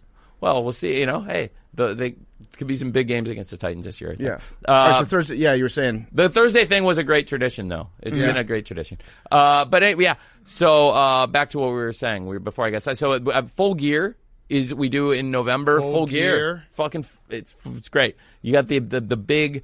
If you saw the set, it's so cool. The Full Gear set is dope. And then we come back. It's like every 4 years is a leap day. We did the first one on a leap day, so you can't say leap day, but give or take, like the end of February or the first weekend in March, do Revolution. Okay. Revolution's fire. Okay. Revolution's a dope show, and so we got Revolution, Double or Nothing, All Out, and Full Gear. Okay. Yeah, all right, that's okay. I was just thinking like WrestleMania, the name WrestleMania. Right. Like you can't really beat that. But those are good. I'm going to give you credit. Those are good. I had one other soccer question. Hey, I'll tell you something. One thing. Yeah. Double or Nothing last year and this year, my opinion was a better show. The pandemic unbiased opinion. It's you know what, as objective opinion, I think it was, and I liked this year's WrestleMania a lot better than last year's because they had some fans this year and everyone there worked their ass off both years. But this year, both I think good shows. They did a 2-night show and it was a good show. I thought Double or Nothing this year was outstanding and it was the best wrestling show of the year so far. And last year, Double or Nothing in the pandemic, it kicked the shit out of WrestleMania last year. Like the pandemic version last year, not even close. Double or Nothing, much better show. Yeah, it was weird watching with no fans. All right, so one last soccer question. You obviously do analytics for football. Is there analytics for soccer? And what does it look like? Of course, yeah. But like, It's what huge. is it like? Kick it more into the goal? It's a Kick huge, it more well, as time? a Swansea owner, I'm sure you. Well, know yeah, these I things. know it's more of a trick question. It's a huge. Oh yes, it's a huge. It's a huge community. The soccer analytics community, the European football analytics community. So there's companies. Opta is a big company in the data tracking space. There's tons of information they provide, and you can learn about this and create VORP metrics like in baseball. What's the new age like strategy? Like say the analogy to teams not running the ball as much and throwing on first down, or analogy to like teams saying OBP means more than batting average in baseball. What's the thing in soccer that you can point to and like, oh, this is what they're doing different and it's kind of working? I mean, there's a lot of, I think people do a lot of work on set pieces now, and in addition to a lot of work on set pieces, I think there's a lot of stylistic analytics, but I think a lot of it's just player evaluation. Like people are using analytics for player evaluation and scouting, and it's it's big. Yeah. Is it that short corner on the ground that everyone's hitting right now? Is that a result of the analytics? I mean, there's some because like I think people have plays and trying to get people like from there, getting people up into the box or trying to create a different angle. But there's some reasons why people do that, and sometimes if they just that can be like like checking out of a play. What about having a guy on the team that bites people? I feel like that's hot in soccer. That's not always good. hot. That is not good. I feel like that. Hopefully, it happens every once in a while, but hopefully It does happen. Isn't that weird to say though? Like it's a pretty common occurrence in soccer that somebody will bite somebody. I don't think it's a common occurrence. What's happened? Like there's like It 4 or does. 5. It happens. Yeah, notable times in the last couple of years. Well, Suarez, I'm thinking it was like at least 8 years ago. The one There was one yesterday. Yeah. wasn't there? See, so it's like he's scratching like this 0 days. Yeah, right. Exactly. It's a bite. Yes. I got one other like fan safety question. You're talking about the pandemic stuff, but in terms of fan safety, did you guys take any measures to like put a fence around the Jaguars statue after that kid got his head stuck in it? No, but what's funny is I go by that statue going into work like every day, and like I never once in my life, if I ever thought like in the thousands of times I've walked by that never did I think put your head in there. I don't know why anybody It's would. the funniest picture. I love it so much. How'd they get that kid out? Did they call the fire I department? don't know. I think he's dead. No, he's not dead. His body's still in there. It's like he can't make it. Yeah, no, that picture is. I think they might have. I went and studied it when we were there. I think they shaved the teeth a little bit so that it wouldn't happen anymore. Does that Jaguar have a name? I've never named. I think it does. Touchdown. His name is Jaguar. Touchdown. What's the name of the mascot again? Jackson DeVille. Jackson DeVille. That's right. Yeah. Last year, legend. the Stadium Stampede, Jackson DeVille ate a Judas effect from Chris Jericho. Okay. Jackson DeVille, I think, is the best mascot. If you have to have a mascot, which I don't think that NFL teams should have a nickname or a mascot, it's kind of candy-ass, but if you have to have one, I think Jackson DeVille is the way to go. That's great. Yeah. I appreciate it. It's kind of candy-ass. Have you thought about renaming your team the Jacksonville football team? No, because there's only, you know, that's your football team's name. Yeah, it is. It's true. Yeah, the Jaguars are cool. Yeah, Jaguars is dope. I think it's great. It's a great time to be a Jags fan. Yeah. All right. It actually is a great time to be a Jags fan. Buy in now. Well, Tony, this has been awesome. We appreciate it. Thanks, I'm going to try to start watching more wrestling. Again, I'm the guy you're probably trying to capture, the guy who loves the concept of wrestling. It is still real to me. And then, just trying to get back into it, find my way back into it. That's exactly what you were. Exactly the kind of person we're trying to capture. I would love it if you'd please watch more wrestling. Okay, and then Arthur Ashe, you promise there's a roof? There's a roof. Okay. Well, I'll look into that. That's the place that's got the chicken tenders you can dip into the Coke. It's where George Costanza. Maybe I'll come. I'll come. Yeah. Out by LaGuardia? Yeah, you could pull. Bobby Valentine once saw a UFO out there. No joke. Just don't pull a Costanza and get caught on TV. Or do. Yeah. That would actually be great for my brand. All right. Well, Tony, this has been awesome, man. We really appreciate it. Everyone check out AEW. Don't have to tell people to watch NFL because they all do. And then Fulham coming back up. Swansea and Fulham, let's make a deal right now. We'll both be up next year. Let's get the auto promotion spot. Yes. And hopefully we don't end up in the playoff and playing in the what playoff. happened with Swansea. Yeah, that was bad. Yeah, I've had, we've had good. That was they had a great season, and they're going to be one of the tough teams for us to play this year. And looking into it, it's that playoff is tough. The 3 seasons that I've been with the team, the 3 seasons that I've been the director of football and run the player acquisitions and transfers, we've actually been in the playoff every year that I've done it, and we've won it 2 out of the 3 times. Wow. So if we do go, the playoff is there to be won, but hopefully we'll get the auto promotion, and we'll work really hard to do it. Yeah. Love it. Cool. All right. Thanks, Tony. Thank you. Thanks for having me. Tony is brought to you by Noom. We love Noom. When it comes to losing weight, there's a lot of pressure out there to label foods good or bad, but that just creates unnecessary dilemmas. Noom is here to change how we see food with a psychology-based approach that looks at what you eat, but also how you eat. Instead of making you feel guilt or regret, Noom empowers you to keep going. Not everyone wants to be on a strict diet. Not everyone wants to do 2 days at the gym or drink questionable teas. I've been trying to drink broth every day. I finally came to the conclusion today that's not sustainable to do nothing but just drink broth and live off broth. But Noom can help you out if you've been going through diet struggles, if you've been on crash diets. They actually have a much healthier approach that I'm going to be taking. They teach you how to look at eating, how to look at wellness as a whole. It's based in psychology. It's very, very healthy way to get you to a healthier balance that's moldable to your life. And as a result, it's more sustainable that way, because crash diets, they call them crash diets because you crash while you're on them and then you crash back right after you get off them. Noom prevents all that. It helps you develop a healthy relationship with food. They use a cognitive behavioral approach. So it helps you unlearn some of the bad habits and develop new ones.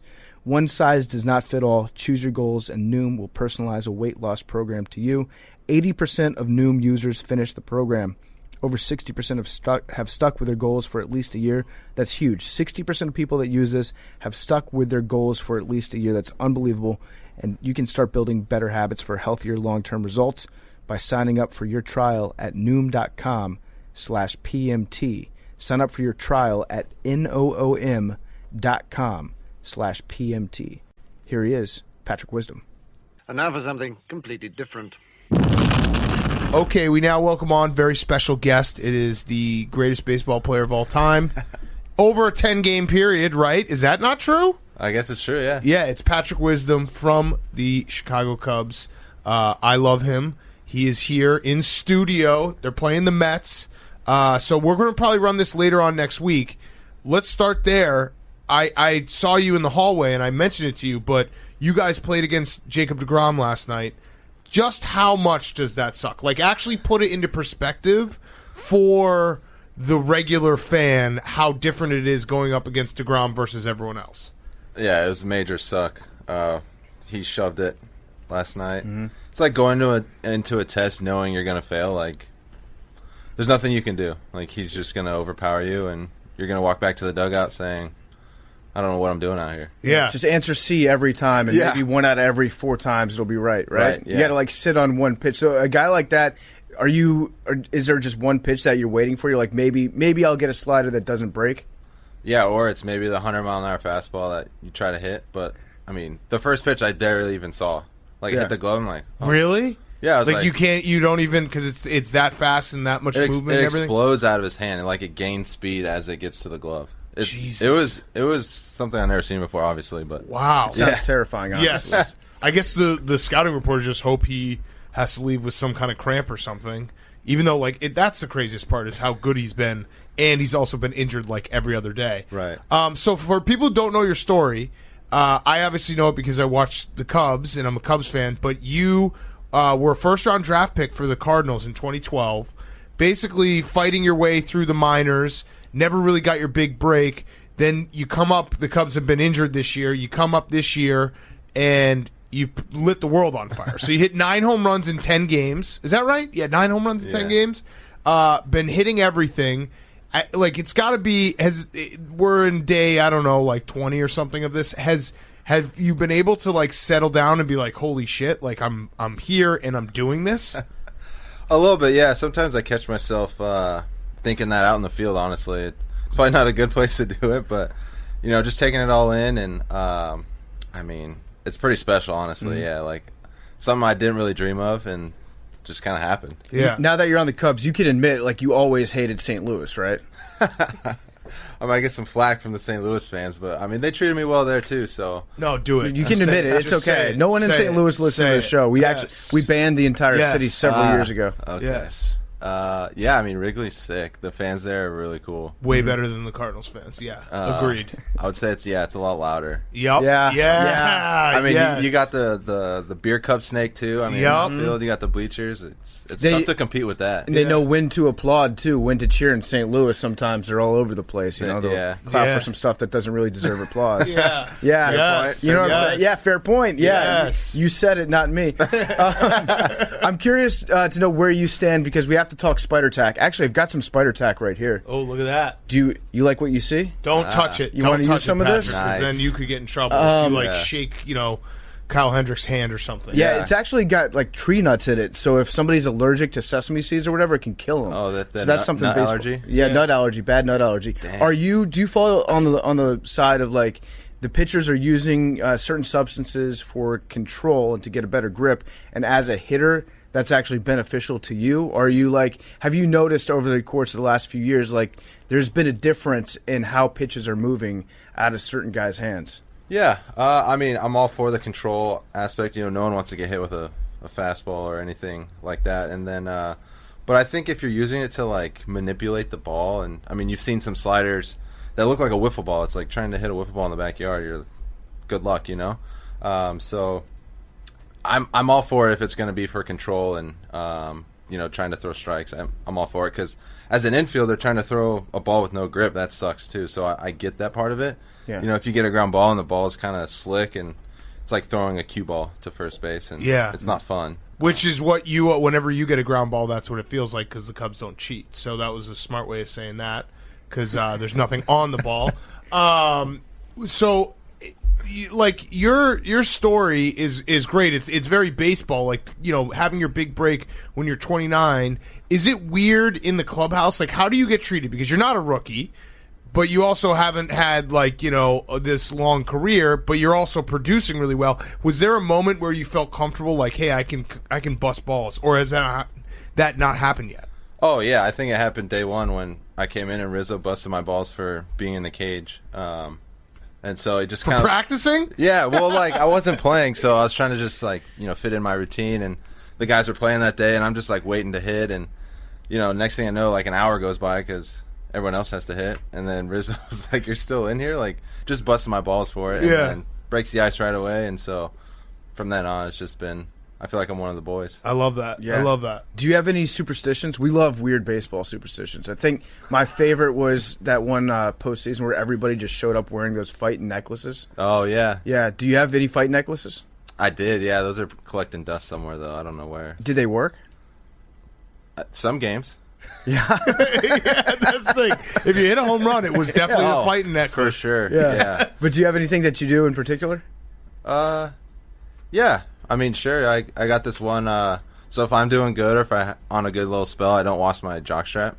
Okay. Nice. Yeah. Okay. Just let it. Dudes rock. Yeah. Yeah. So wait, that means you haven't washed your jockstrap yet. Right? Like, right? Yeah, I mean, yeah. Like, do the math. Yeah, you're on an all-time heater right now. I think you've I'll had let the hottest viewers start. take that for what it is. Is it the hottest start to any career in baseball history? It's like 1941. I saw someone like you were one of the only guys to ever do this, where it's like 9 home runs in 10 games. Yeah, I mean, yeah, that's awesome. I don't even know what was going on, so I was just they always say like the ball hitting the ball. The ball looks bigger when you're on a hot streak, when you're in the zone. Has the ball actually looked bigger to you? Yeah, in some at bats for sure. But it's just more like you're comfortable up there. You're not worried about getting beat. Mm-hmm. You just know that something's going to happen. What's the lamest newspaper headline that you've ever seen that's incorporated your last name poorly into it? Good question. Yeah, that is a good question. Because I feel like if you played in the 40s or 50s, there would be some real stinkers. Yeah, yeah.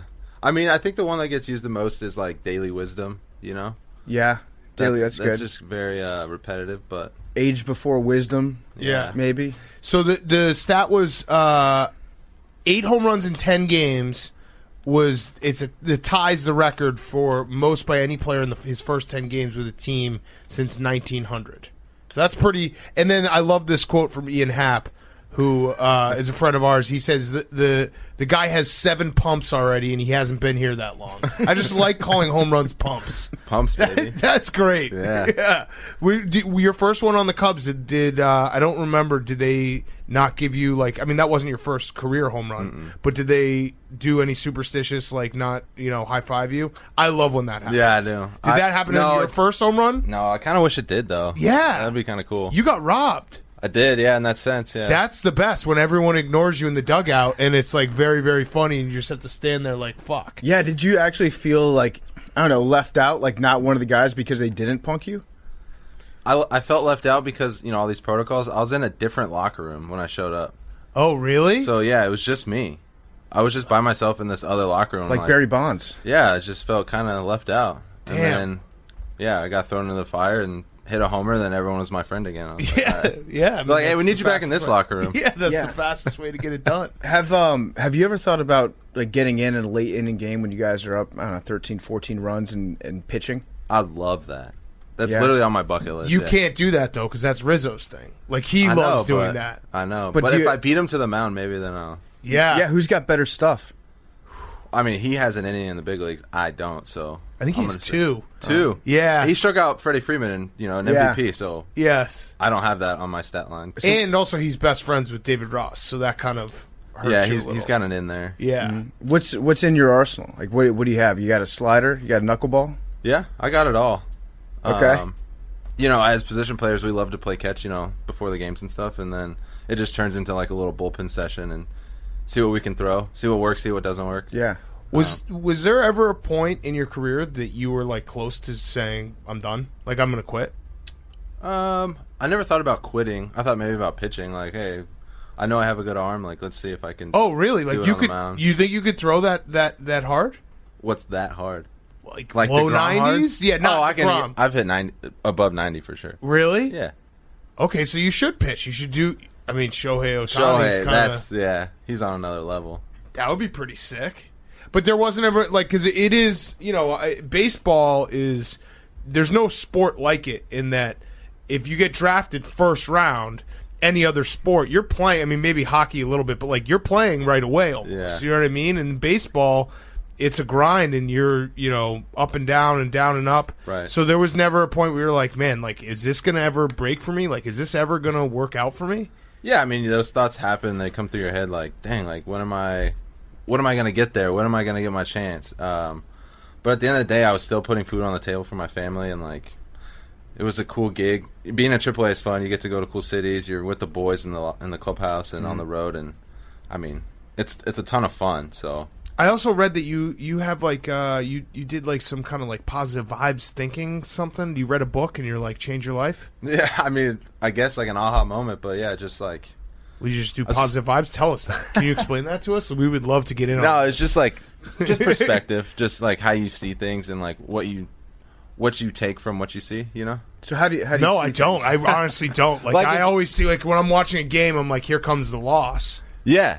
So, like, obviously I think that, too. I'm like, oh, we're down, like, we're probably going to lose. But, like, if I can walk away from my at-bat or, like, what I did with a positive, like, thought, then it helps me tomorrow or the next day, or I can go to sleep, Whether I'm not, like, dwelling on, like, oh, shit, I'm 0 for 10. All right, let me give you a scenario. You strike out. The count is 1-2, okay? Pitch comes in, you foul tip it. Third pitch comes in, you swing and you miss. You walk back to the dugout. How are you spin zoning that? Are you like, well, at least I made contact on that one pitch?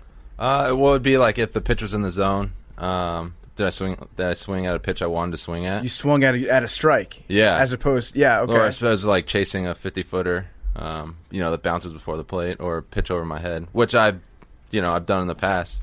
So then you walk back and you're like, gosh, you're so stupid, like, what are you swinging at? Okay. You're saying the same things the fans are saying to you, in your head. You're like, what are you swinging at? So positive so it's like vibes. You have to find little things. One thing that's positive about even the most negative interaction that you have. Yeah, just because, I mean, especially in this game, it's so negative. Like, you're going to fail 70% of the time, and then you're going to be good. Like, if you fail 70% of the time, you're probably a Hall of Famer, which is crazy to think about. Right. In any other, like, sector of life, that just doesn't happen. You're probably fired. Yeah. Mm-hmm. So, it's just being able to, like, wrap your head around that perspective and, like, just enjoy it. It's a game. I'm going to try to start doing that. It's not like it's... I showered today. Yeah. There you go. Positive thought. Yeah. There you go, yeah. What'd you do, PFT? I showered my body. Yeah. Not your hair? Not my hair. All right, but that's okay. That's tomorrow. You can't wash your hair every day. You can't wash your hair every day, and you know what? You can't win them all, so you got to... I can't dwell on that big cat. I got to look forward to the next opportunity to wash my hair. Yeah. Yes. You just move on. Yeah, you just put on a baseball cap, and then you go to work. There you go. Yeah. I have one last question. What's your... You're not going to like this question, but what's your... You're a free agent after this year, right? If the Cubs take me off the roster, I'll be a free agent. Got it. Okay, because I was going to say, what's it like knowing that, like, Ricketts is totally going to cut all the costs and not sign any of, like, Javi or Rizzo or Chris Bryant, so you probably are going to benefit from that. I could benefit from that if that were the case, yeah. I mean, I hope they don't. Yeah. It'd be cool to come back next year and play with all those guys. Is it fun playing with Javi at short? Yeah. He's got so much swag. Oh, my gosh. It's like I'm wishing some swag would come over to me, but it's incredible what he does. I mean, the play he made yesterday was really tight. Were you in the dugout when that play against the Pirates happened? When he chased them all the way, like he lured them back to home plate? Yeah. What was that like in the dugout as he was just like making a clown of an entire franchise? I think we were all mind blown too. Like what just happened? Because he's doing that, then he called the runner at home safe. Yeah. Yeah. And then he was like, "Oh, I got to run to first." Ran to first, called himself safe. And then ran to second. It was also one of those plays that you start questioning whether you know the rules. Yeah. Like I was like, do I know the rules? Like what just happened here?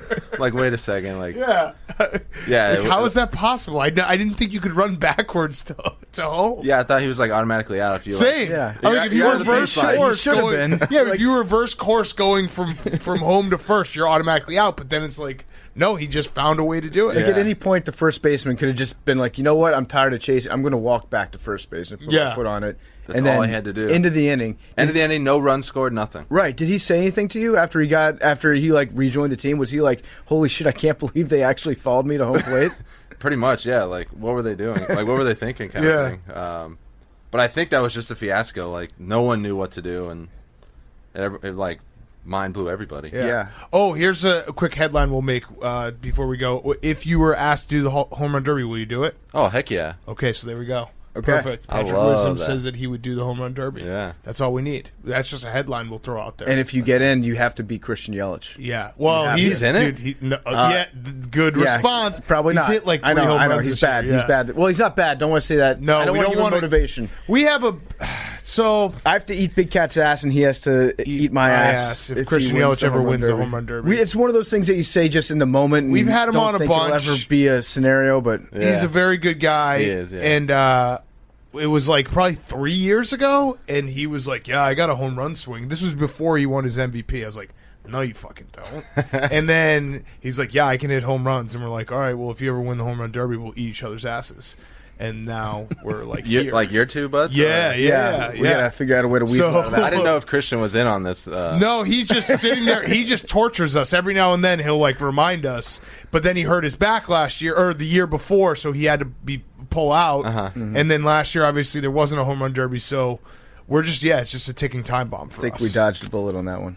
It would be incredible to watch us. I feel like Big Cat think it's going to happen. And No, you I'm don't, 'cause still you're saying nervous, it, yeah. Dodge the bullet. And he's No, like I'm ticking still time very bomb. nervous. I don't. I think that its time has passed. I'm not. I'm not. There was like, to be totally honest with you, there was about a 30-day period where we had to plan out how we were going to eat each other's asses. We're gonna maybe actually like because shave a piece of skin off. Yeah, we're gonna like mix it in with chili or something like that. Cannibalism. Yeah, but that, I mean, if you Army have to Hammer pick a way shit. to do it, Yeah. that's the only way that you can like look yourself in the mirror. I'm Like I'd still never be able to nervous. visit a dentist after that. 'Cause Yeah. every problem that comes up, I just automatically think, well, that must be from Big Cat's shit. Yeah, cannibal. I am still nervous because I do think that, like, you know how a player would be like, I still have things left to prove? I think that's all he has left to prove. Yeah. What if he knows he's like, all right, I got 1 or 2 years left? Like, Yeah, right. Give me in the Derby. Yeah, like, I'm not even going to play in the season. I'm just going to play in the derby. Major League Save Baseball all my- would probably do that to get ratings. Yeah. Oh, yeah. Like knowing that that's what was on the line. So there was like a half second when you said that you would compete. I was about to say something really stupid, but I didn't because I've learned from the Yeah. Christian Yelich debacle. Just going to root for you. So just go. I hope you win it. Yeah. Thank you. I'm Yeah, rooting I for hope you. so too. Also, do you respect 90 still? Respect 90? Yeah. Miles an hour? No, running to first base. Running, you always respect 90? Yeah. Just want to make sure. Okay. Yeah. I don't want to see you not respect 90 No, you got to respect at any 90. point. You got it. Okay. Like if you hit one into the gap, but you think it's gone, and you maybe not run so hard out of the box, and not respecting 90, Yeah. I'm gonna be pissed. I mean, you can't lead the league in doubles stopping at first. right there point. it is. That's a great point. Yeah. That's a great point. Because if you still get thrown out a second, you still get a base hit. That's true. Yeah. Yeah. Do you ever sprint to first base on a walk? I haven't done that, no. Do Yeah, it. Do it. You should Okay, do if it- I walk next next, one. You should Yeah. do it one time. Do it on like Sunday Night Baseball. Yeah. Or no, tonight if you walk it against the Mets, which will even be better because this isn't going to come out till next week. So then we'll like do a callback. Like, people are like, why'd he do that? Like now this is out. Here's But why. That goes a long way with the old beat writers. They'll be like, It'll be great. You know what? He plays the game the right way. Yes, Yeah. yes, that would be great. That would be great. Okay. All right. Well, this has been awesome, man. You're welcome back anytime. Recurring guest. Thank you. Keep hitting home runs. It's fucking sick. Yeah. What was the longest one you've hit in your entire career? Oh, in my entire career? Yeah. Like 460 something. I think they lie. By the way, I think so too. there are times when a guy will hit one into like out of the park or like if you hit one out of Wrigley and they're like, yeah, that was 467. I'm like, no, it wasn't. It was Yeah. fucking 500. Give him 500. Yeah. Like Why some not? balls Stanton and Judge hit, I'm like, okay, that didn't go 427. That went like 527 feet. Yeah, dude. Don't when sell them short. We went to the All-Star game in Miami, and Judge hit a home run that hit the like back wall of the stadium, like super high up. And they're like, "Yeah, that was 480." It's like, dude, that was never going to 600 land. feet. It was literally never going to land. And they also do this thing where if you hit it into like the third deck, if you're in Toronto or something like that and lands up there, they can tell you exactly how far it would have gone. Yeah. Like when it hits a seat that's only 370 feet away or whatever. Right. I don't trust that math. Yeah, I don't trust StatCast Yeah. either. StatCast made up. Yeah, I think They so, just too. guess. I think They're yeah. like, "Oh, he hit that hard, 110 exit velocity." Like, that's It kind of went like straight up, so it's like right. 50 degrees. Yeah, right. I swear to God, I met the StatCast guy at Wrigley once, and I just sat there grilling him. He had his 2 computers out, and I was like, "You're making this up." He's like, "No, I swear to God, we're not." I'm like, "Yeah, you are. I know you are." And like he hit one, and then I guessed it. And I was like, pretty much right on. Yeah. Like, so you're making it. Yeah. You're just throwing numbers out there. All right. Well, Patrick, thank you, man. Appreciate it, and good luck for the rest of the season. Dude, thank you guys. This is an honor. Yeah, thank you very so much. much. Yes. This is sick. Patrick Wisdom is brought to you by Shady Rays. Spring weather, longer days are here to stay, which is why you need the official shades of Part of My Take, Shady Rays. I'm rocking my Shady Rays right now. I wear them every single day. They're my favorite sunglasses in the entire world. And whether you're one of the thousands who rock their shades daily like me, or you're new to the brand, you don't want to miss the great deal that they have going on right now. It's time to stock up on sunglasses. It's beach season, it's lake season, it's river season. You're going to be losing some sunglasses, but you want sunglasses that look awesome. So you don't want to break the bank on super, super expensive sunnies, but you do want to get Shady Rays because they look like awesome, super expensive sunglasses, but they're very, very affordable. And if you lose them, they have the best warranty in the entire business. They will send you a free pair if you lose them or if you break them. No questions asked. They're high quality too. They're polarized for those trips to the lake or if you need a much-needed extended vacation. If you go to shadyrays.com and use promo code PMT35, you get 35% off the entire order. 35% off. You can try Shady Rays blue light glasses, their hottest collection. They've got a PMT fan favorite style, which is the classic timber, with blue light blocking lenses for the indoors and for the outdoors. Try all their glasses. Take a look at them, find something that you like, and you can get 35% off the entire order. It's the best time to do it. Just go to shadyrays.com and use promo code PMT35. And when you shop with code PMT35, you can get a pair of polarized shades for as low as $31. Shadyrays.com and use promo code PMT35. Breaking news.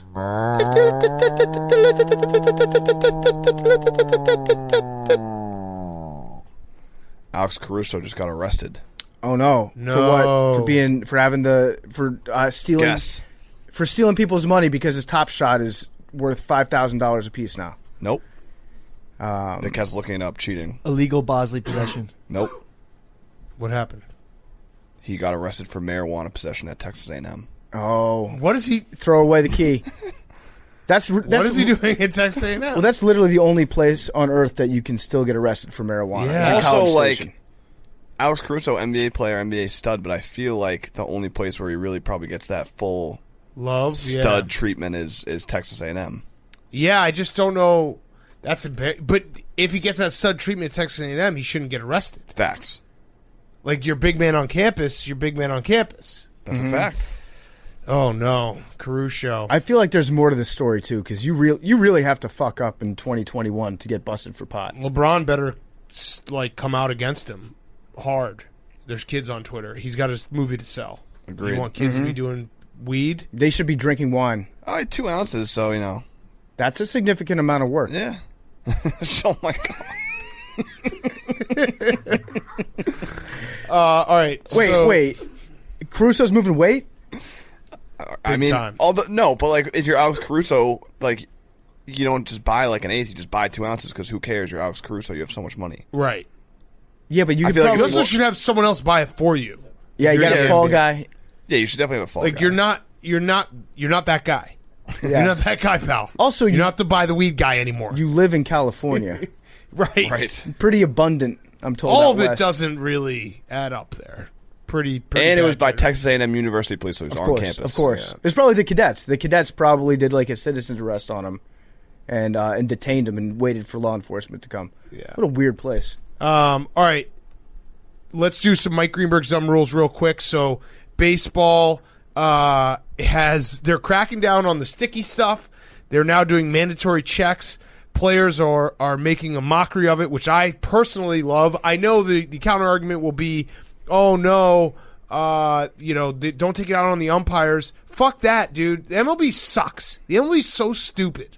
It was very funny seeing Max Scherzer get searched 3 times. He got searched 3 times on the mound today. So my understanding is that the managers can call for like 2, or like you get like 2 free passes. I don't even know exactly what the rules are, but I do know that Girardi asked for a 3rd one on Scherzer, and Scherzer undid his belt buckle, took his glove off, took his hat off, threw it at him, and then Girardi got tossed later.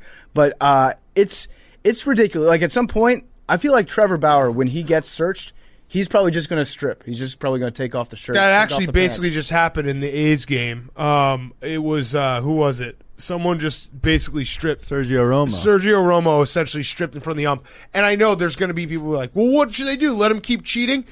Yeah, that's what MLB has always done. That's what they did for the steroid era. That's what they did for the greenie era. That's what they did for juicing the balls, which probably led to the pitchers being like, we have to even this somehow by doing the sticky stuff. My whole point is you should fix it, but don't fix it in the middle of the season only after it becomes public because you feel like a fool for letting it go on and having it be an open secret for so long. That's why MLB is stupid. I love how Rob Manfred was like, you know what, fans, we hear you loud and clear.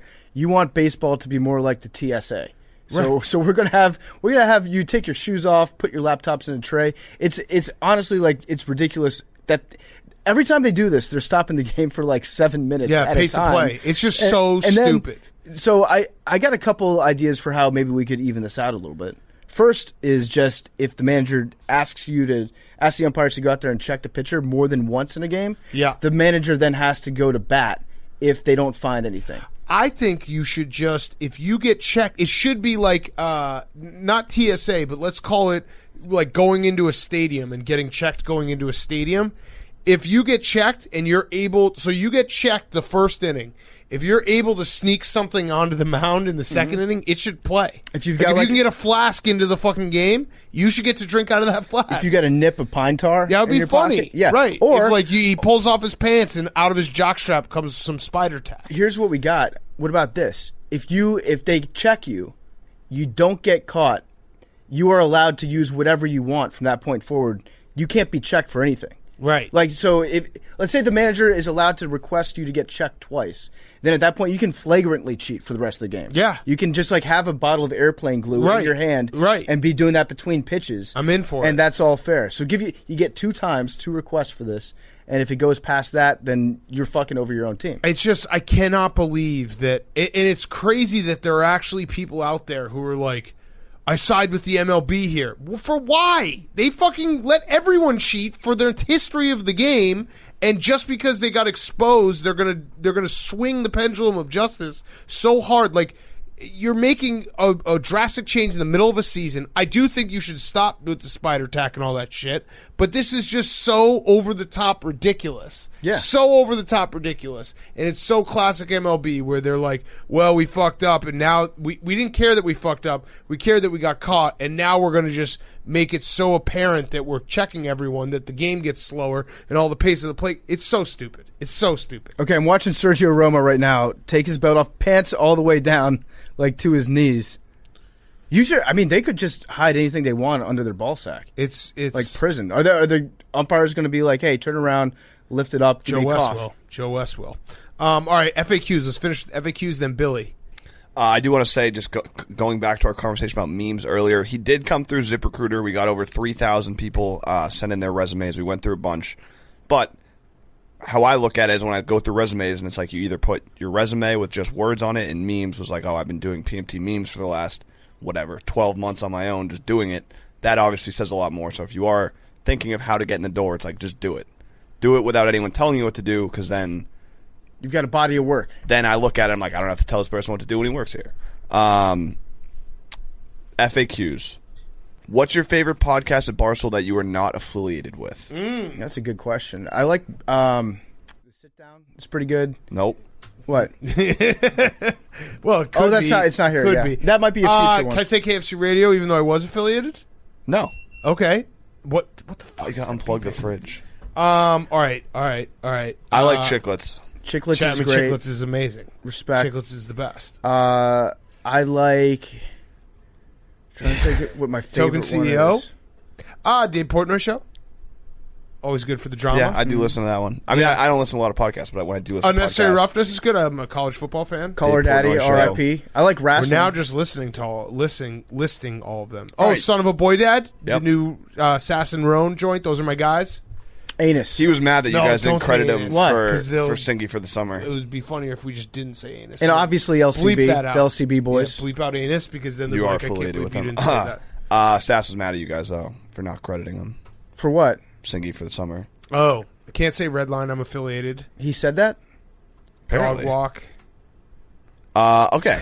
So, how many of the ZBT? How many of the Uncle Chap? I mean, the reality of the situation is we don't have that much time to listen to podcasts. They're all very great. But they are good. We watch all the clips and we listen to them when we can. Mm-hmm. How many of the friends of PMT are you guys truly close friends with?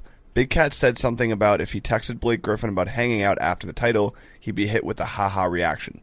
Do the other Blakes fall into that? What about Jared, Chris Long, etc.? I would consider Chris Long to be a friend of ours. Chris and Kyle are friends. Jared would hang out. The other Blakes? Yeah, Blake Bortles. Blake Bortles is like on a 24-hour text delay, but he definitely would hang out. I feel like Blake Koepka is He's a ha-ha guy. perimeter friend. He's a friend. No, I think he would hang out. Brooks think would he would. definitely hang out. Brooks would absolutely hang out. But it's weird calling somebody like an actual friend when we've only... How many times have we met him face-to-face? 2? I think twice. Yeah. But there's people, if I hit him up and was like, hey, let's get dinner or something, that Brooks would definitely fall in that category. Who else would fall in that category? Stu Feiner. Absolutely. Going out there tomorrow for field day. Yep. It's going to be incredible. We're going to get him on the show. I know, we'll make a list. Florio's family. Yeah. Should we make a list? I'd say Prisco maybe over Florio. Just because you could get into some shit with him. We don't need to make a list. No, we can make a list. Yeah. Make a list, Billy. Danny Woodhead. All right. Danny Woodhead for sure. Not a question. I actually did see this a lot in response to the end of the show on Monday. Rachel Nichols. Does he count? Nah. Mark Titus. Wait, did you now Russillo or Rachel Nichols? No, Rachel Nichols is cool. Russillo, no? Nah. Russillo's a friend. Are you picking a fight with Russillo? A friend of mine. You're not that dude. You're not that dude. Like, guy. You're not that guy or that dude. You're neither one. Like if you versus you're coming not at Russillo? No, I just... Dude, he would... No offense, but Russillo would snap you in half. Who says... I'm just giving my opinion. Why is everyone coming at me? I'm going to tell Russillo you said that. Dude, I'm going to tell Russillo that you said That's fine. you could I would take smoke him. Russillo one-on-one. Oh, and what? Anything. Oh, my God. Chess. Sure. Probably, yeah. I hope your will's in order. No By the way, question. someone tweeted me that? He posted a picture. I wasn't even sure if there was a hoop in it. It was just him shooting. I was like, I think he might have just posted that in a field. Sick elevation. Yeah. We did our wills. I don't know why. I love you, Russillo. I don't know why. I don't know why either. Also, I love her. No, I love her. I love her. Hank, he was just clearing out his phone. He made that very clear. He's like, here are a bunch of old photos I got to clear out and put on Instagram. That's my favorite is when and someone's like, clearing out my phone from all my summer vacation Just randomly thought of these pictures that I clearly was going back through to look at. I'm actually not going to say the will thing because that was a funny tweet, but it's also sad. What? The one I sent you, Hank? We did a will 2 years ago on PMT where we all said what everyone gets. Yeah, no. My will had Leroy and Rhea. Yeah. Oh. Speaking of that, though, that's a good... like, someone was like, way to go, Big Cat. Cold takes exposed. Yeah. That is a good transition to this next one. I did get a lot of responses and people reaching out after the end of the show on Monday and people being like, I went through something similar and part of my take helped me get through that. So this FAQ is kind of... So what do you use? ZBT? Just wanted to... no, I'm still figuring that out. Oh, okay. Just wanted to say thanks to the whole pod, especially our special boy Hank, big fan of the show. It's gotten me through some rough times. Love you guys. And Sons and 4. So that's more just like we do get a lot of those messages.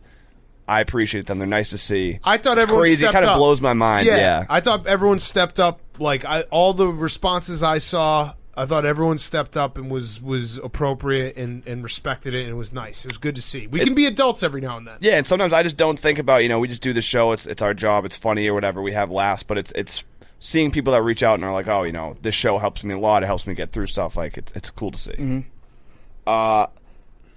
Let's do one more. All right, I'm not going to do this to Billy then. Have you guys been back to Canton to put flowers at Larry's grave or to see if the tree signage is still there? No fucking chance.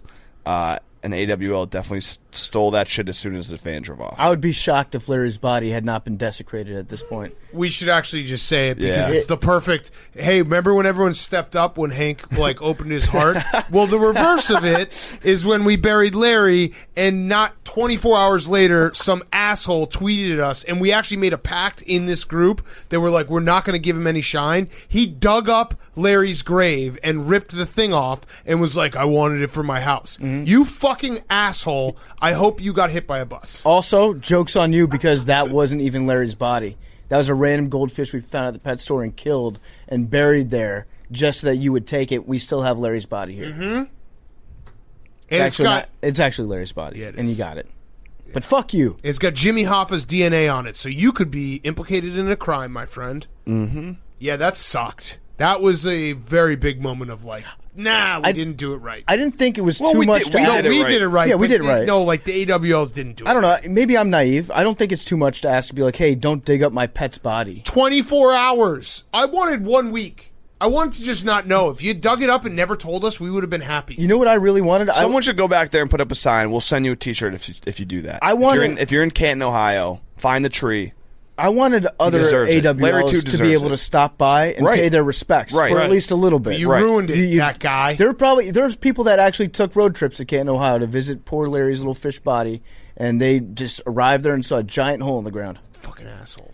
Really bummed me out. I loved the guy that brought his kid to that. Yeah, that was great. Mm-hmm. Yeah, that kid's scarred for life. And the poor guy that brought his wife or whatever, and she was just like, "What's going on?" Yeah, she's like, "This sucks." Yeah. It's Saturday afternoon. All right, Billy. So we missed a couple things today. First, my hot seat is wings. Wingstop is now Thigh Stop due to the national wing shortage. There was a 3-time price increase in wings, so it actually had it's actually been a better investment to invest in wings than it would be to invest in some cryptos right now. So we should have been buying wings.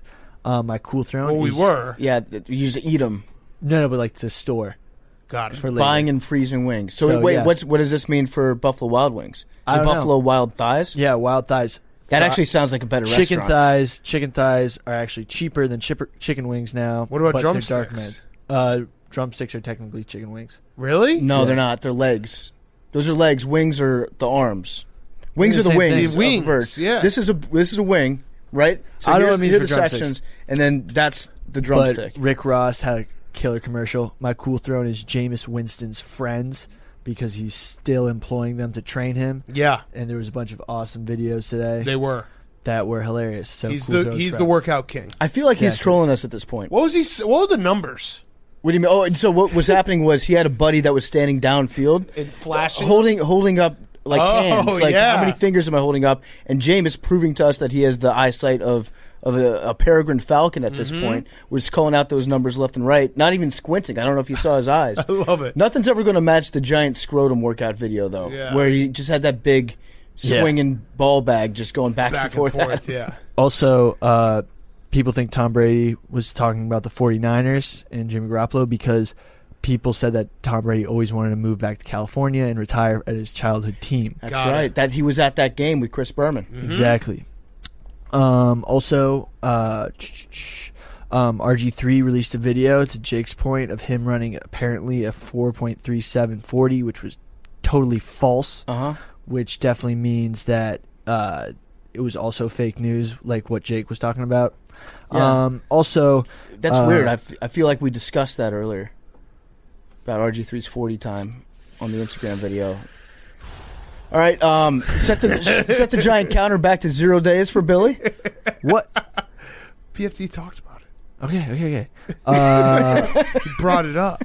The sticky stuff persecution in the MLB is because there's been the lowest batting average in the league. It's been much lower than last year. Because they deadened the balls. No, because remember that tweet? Remember the tweet storm about the guy who's saying that people were Stein stealing the Yankees were implicated. They found a bunch of cameras. Well, basically, Ryan Spader, right? They all stopped doing that, so the batting average. They deadened the balls. The batting averages went down because of the cameras. That's my theory. And now they're but cracking they also down. deadened the balls. Like, the MLB is so stupid. They juiced the balls so that there'd be more home runs. Then when everyone was like, the balls are juiced, and the balls were juiced.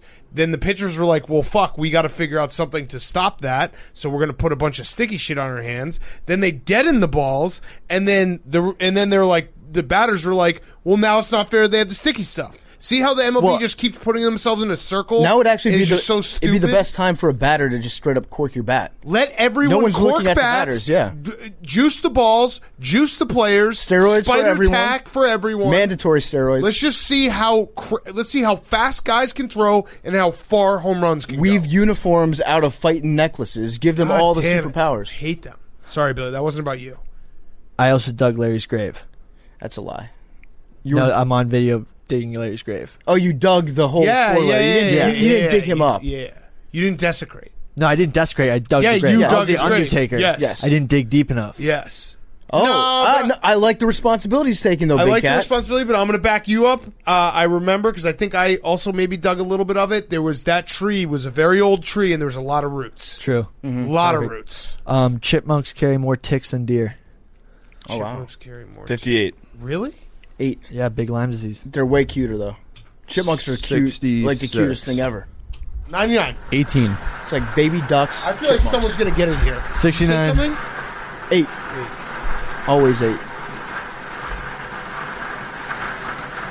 19. Is that Jake. a first timer?